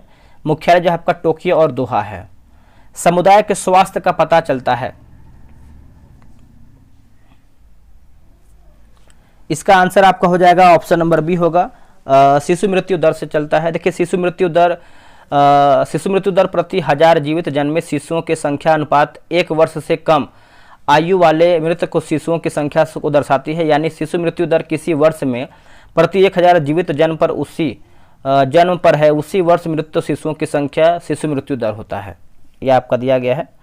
देखिए मातृ मृत्यु दर प्रति 1 लाख जीवित जन्मों पर प्रसव पीड़ा से ग्रसित महिलाओं में से जितनी महिलाएं प्रसव के समय या गर्भावस्था के समाप्ति के 42 दिनों के भीतर मृत्यु का शिकार हो जाती हैं, उसे जो है मातृ मृत्यु दर कहा जाता है। अशोधित जन्म दर किसी क्षेत्र विशेष में प्रति 1000 जनसंख्या पर 1 वर्ष में पंजीकरण जन्मे जीवित बच्चों की संख्या को अशोधित जन्म दर कहते हैं। अशोधित जन्म दर याद रखिएगा, इस तरीके से आपका निकाला जाता है। शोषित जन्म दर जब अशोधित जन्म दर में 5% यानी उन बच्चों के लिए जो पंजीकृत नहीं हैं, इसलिए उन्हें जो है अशोधित जन्म दर में जो है शामिल नहीं किया जाता है। जो जोड़ देते हैं उसे जो है शोधित जन्म दर कहते हैं। अशोधित मृत्यु दर किसी भौगोलिक क्षेत्र में प्रति 1000 जनसंख्या पर 1 वर्ष में मृतकों की संख्या अशोधित मृत्यु दर कहलाता है। याद रखिएगा, इस तरीके से निकालते हैं इसको हम। शिशु मृत्यु दर देखिए किसी क्षेत्र में विशेष में 1 वर्ष में प्रति 1000 जीवित जन्मे शिशुओं की संख्या के अनुपात में 1 वर्ष या उससे कम उम्र वाले मृत शिशुओं की संख्या यानी शिशुओं की संख्या को शिशु मृत्यु दर कहते हैं। इस तरीके से आपका यह निकलता है। बाल मृत्यु दर किसी दिए हुए क्षेत्र में 1 वर्ष के दौरान प्रति 1000 जीवित जन्मे बच्चों की संख्या के संदर्भ में 0 से 5 वर्ष के मृत बच्चों की संख्या को बाल मृत्यु दर कहते हैं। इस तरीके से आपका निकलता है। अगला कि मध्य प्रदेश नेपा नगर में है क्या? तो ये आपको हो जाएगा न्यूज प्रिंट फैक्ट्री हो जाएगा, ऑप्शन नंबर बी। पश्चिम बंगाल टीटागढ़, रानीगंज, त्रिवेणी आदि। बिहार पटना, बरौनी, समस्तीपुर आदि। झारखंड संथाल परगना। उत्तर प्रदेश की बात करते हैं तो आपका हो जाएगा सिकंदराबाद, मेरठ, सहारनपुर। भारत में सबसे पहली कागज मिल 1832 में पश्चिम बंगाल में श्रीरामपुर में स्थापित किया गया था। कागज का पहला सफल कारखाना 1879 में लखनऊ में लगाया गया था। कागज के उद्योग में उपयोग किए जाने वाले रसायन जैसे caustic soda, sodium phosphate, sulphuric अम्ल, चूना तथा जल। होशंगाबाद में नोट छापने के कागज बनाने का सरकारी कारखाना है। चीनी उद्योग भारत में चीनी उद्योग की शुरुआत 1909 में बिहार में पहली बार चीनी मिल की स्थापना के समय हुआ था। चीनी उद्योग से संबंध जैसे बिहार मोतिहारी, सुगौली, सासा मूसा, गोपालगंज, समस्तीपुर, दरभंगा, चंपारण। उत्तर प्रदेश देवरिया, भटनी, बुलंदशहर, गोंडा। महाराष्ट्र जो है मंसड, नासिक, सोलापुर, कोल्हापुर। पश्चिम बंगाल बेलडांगा, प्लासी, हावड़ा। पंजाब की बात करते हैं तो हमीरा, फगवाड़ा, अमृतसर। हरियाणा जो है आपका जगधारी एवं रोहतक होगा। राजस्थान जो आपका गंगानगर, भोपाल, सागर होगा। आंध्र प्रदेश की बात करते हैं सीतापुर, पीठापुरम, विजयवाड़ा एवं साभलकोट। तमिलनाडु जो है अरकाट, मदुरै। स्वतंत्रता के पश्चात स्थापित लौह अयस्क का कारखाना हम देख लेते हैं। जैसे दूसरी पंचवर्षीय योजना 1956 से 61 में स्थापित भिलाई इस्पात संयंत्र, इसकी स्थापना जो 1995 में तत्कालीन छत्तीसगढ़ के भिलाई दुर्ग जिला छत्तीसगढ़ में पूर्व सोवियत संघ की सहायता से किया गया था। दूसरा जो है आपका हिंदुस्तान स्टील लिमिटेड राउरकेला, इसकी स्थापना जो 1955 में, उद्घाटन जो 1959 में किया गया। उड़ीसा के राउरकेला नामक स्थान पर पश्चिमी जर्मनी की सहायता से किया गया था। तीसरा आपका हिंदुस्तान स्टील लिमिटेड दुर्गापुर, इसकी स्थापना जो 1956 में पश्चिम बंगाल के दुर्गापुर नामक स्थान पर ब्रिटेन की सहायता से किया गया था। तृतीय पंचवर्षीय योजना में स्थापित बोकारो स्टील प्लांट, इसकी स्थापना 1964 में तत्कालीन बिहार राज्य अब झारखंड के बोकारो नामक स्थान पर पूर्व सोवियत संघ की सहायता से किया गया था। चौथी पंचवर्षीय योजना में स्थापित सलेम इस्पात संयंत्र, सलेम तमिलनाडु। विशाखापट्टनम इस्पात संयंत्र, विशाखापट्टनम आंध्र प्रदेश, भारत का पहला तटवर्ती इस्पात कारखाना लगाया गया। विजयनगर इस्पात संयंत्र, हासपेट, वेलारी जिला, कर्नाटक। सूती वस्त्र, आधुनिक ढंग से सूती वस्त्र की पहली मिल की स्थापना 1818 ईस्वी में कोलकाता के समीप फोर्ट ग्लास्टर में किया गया था, किंतु यह जो है असफल रहा था।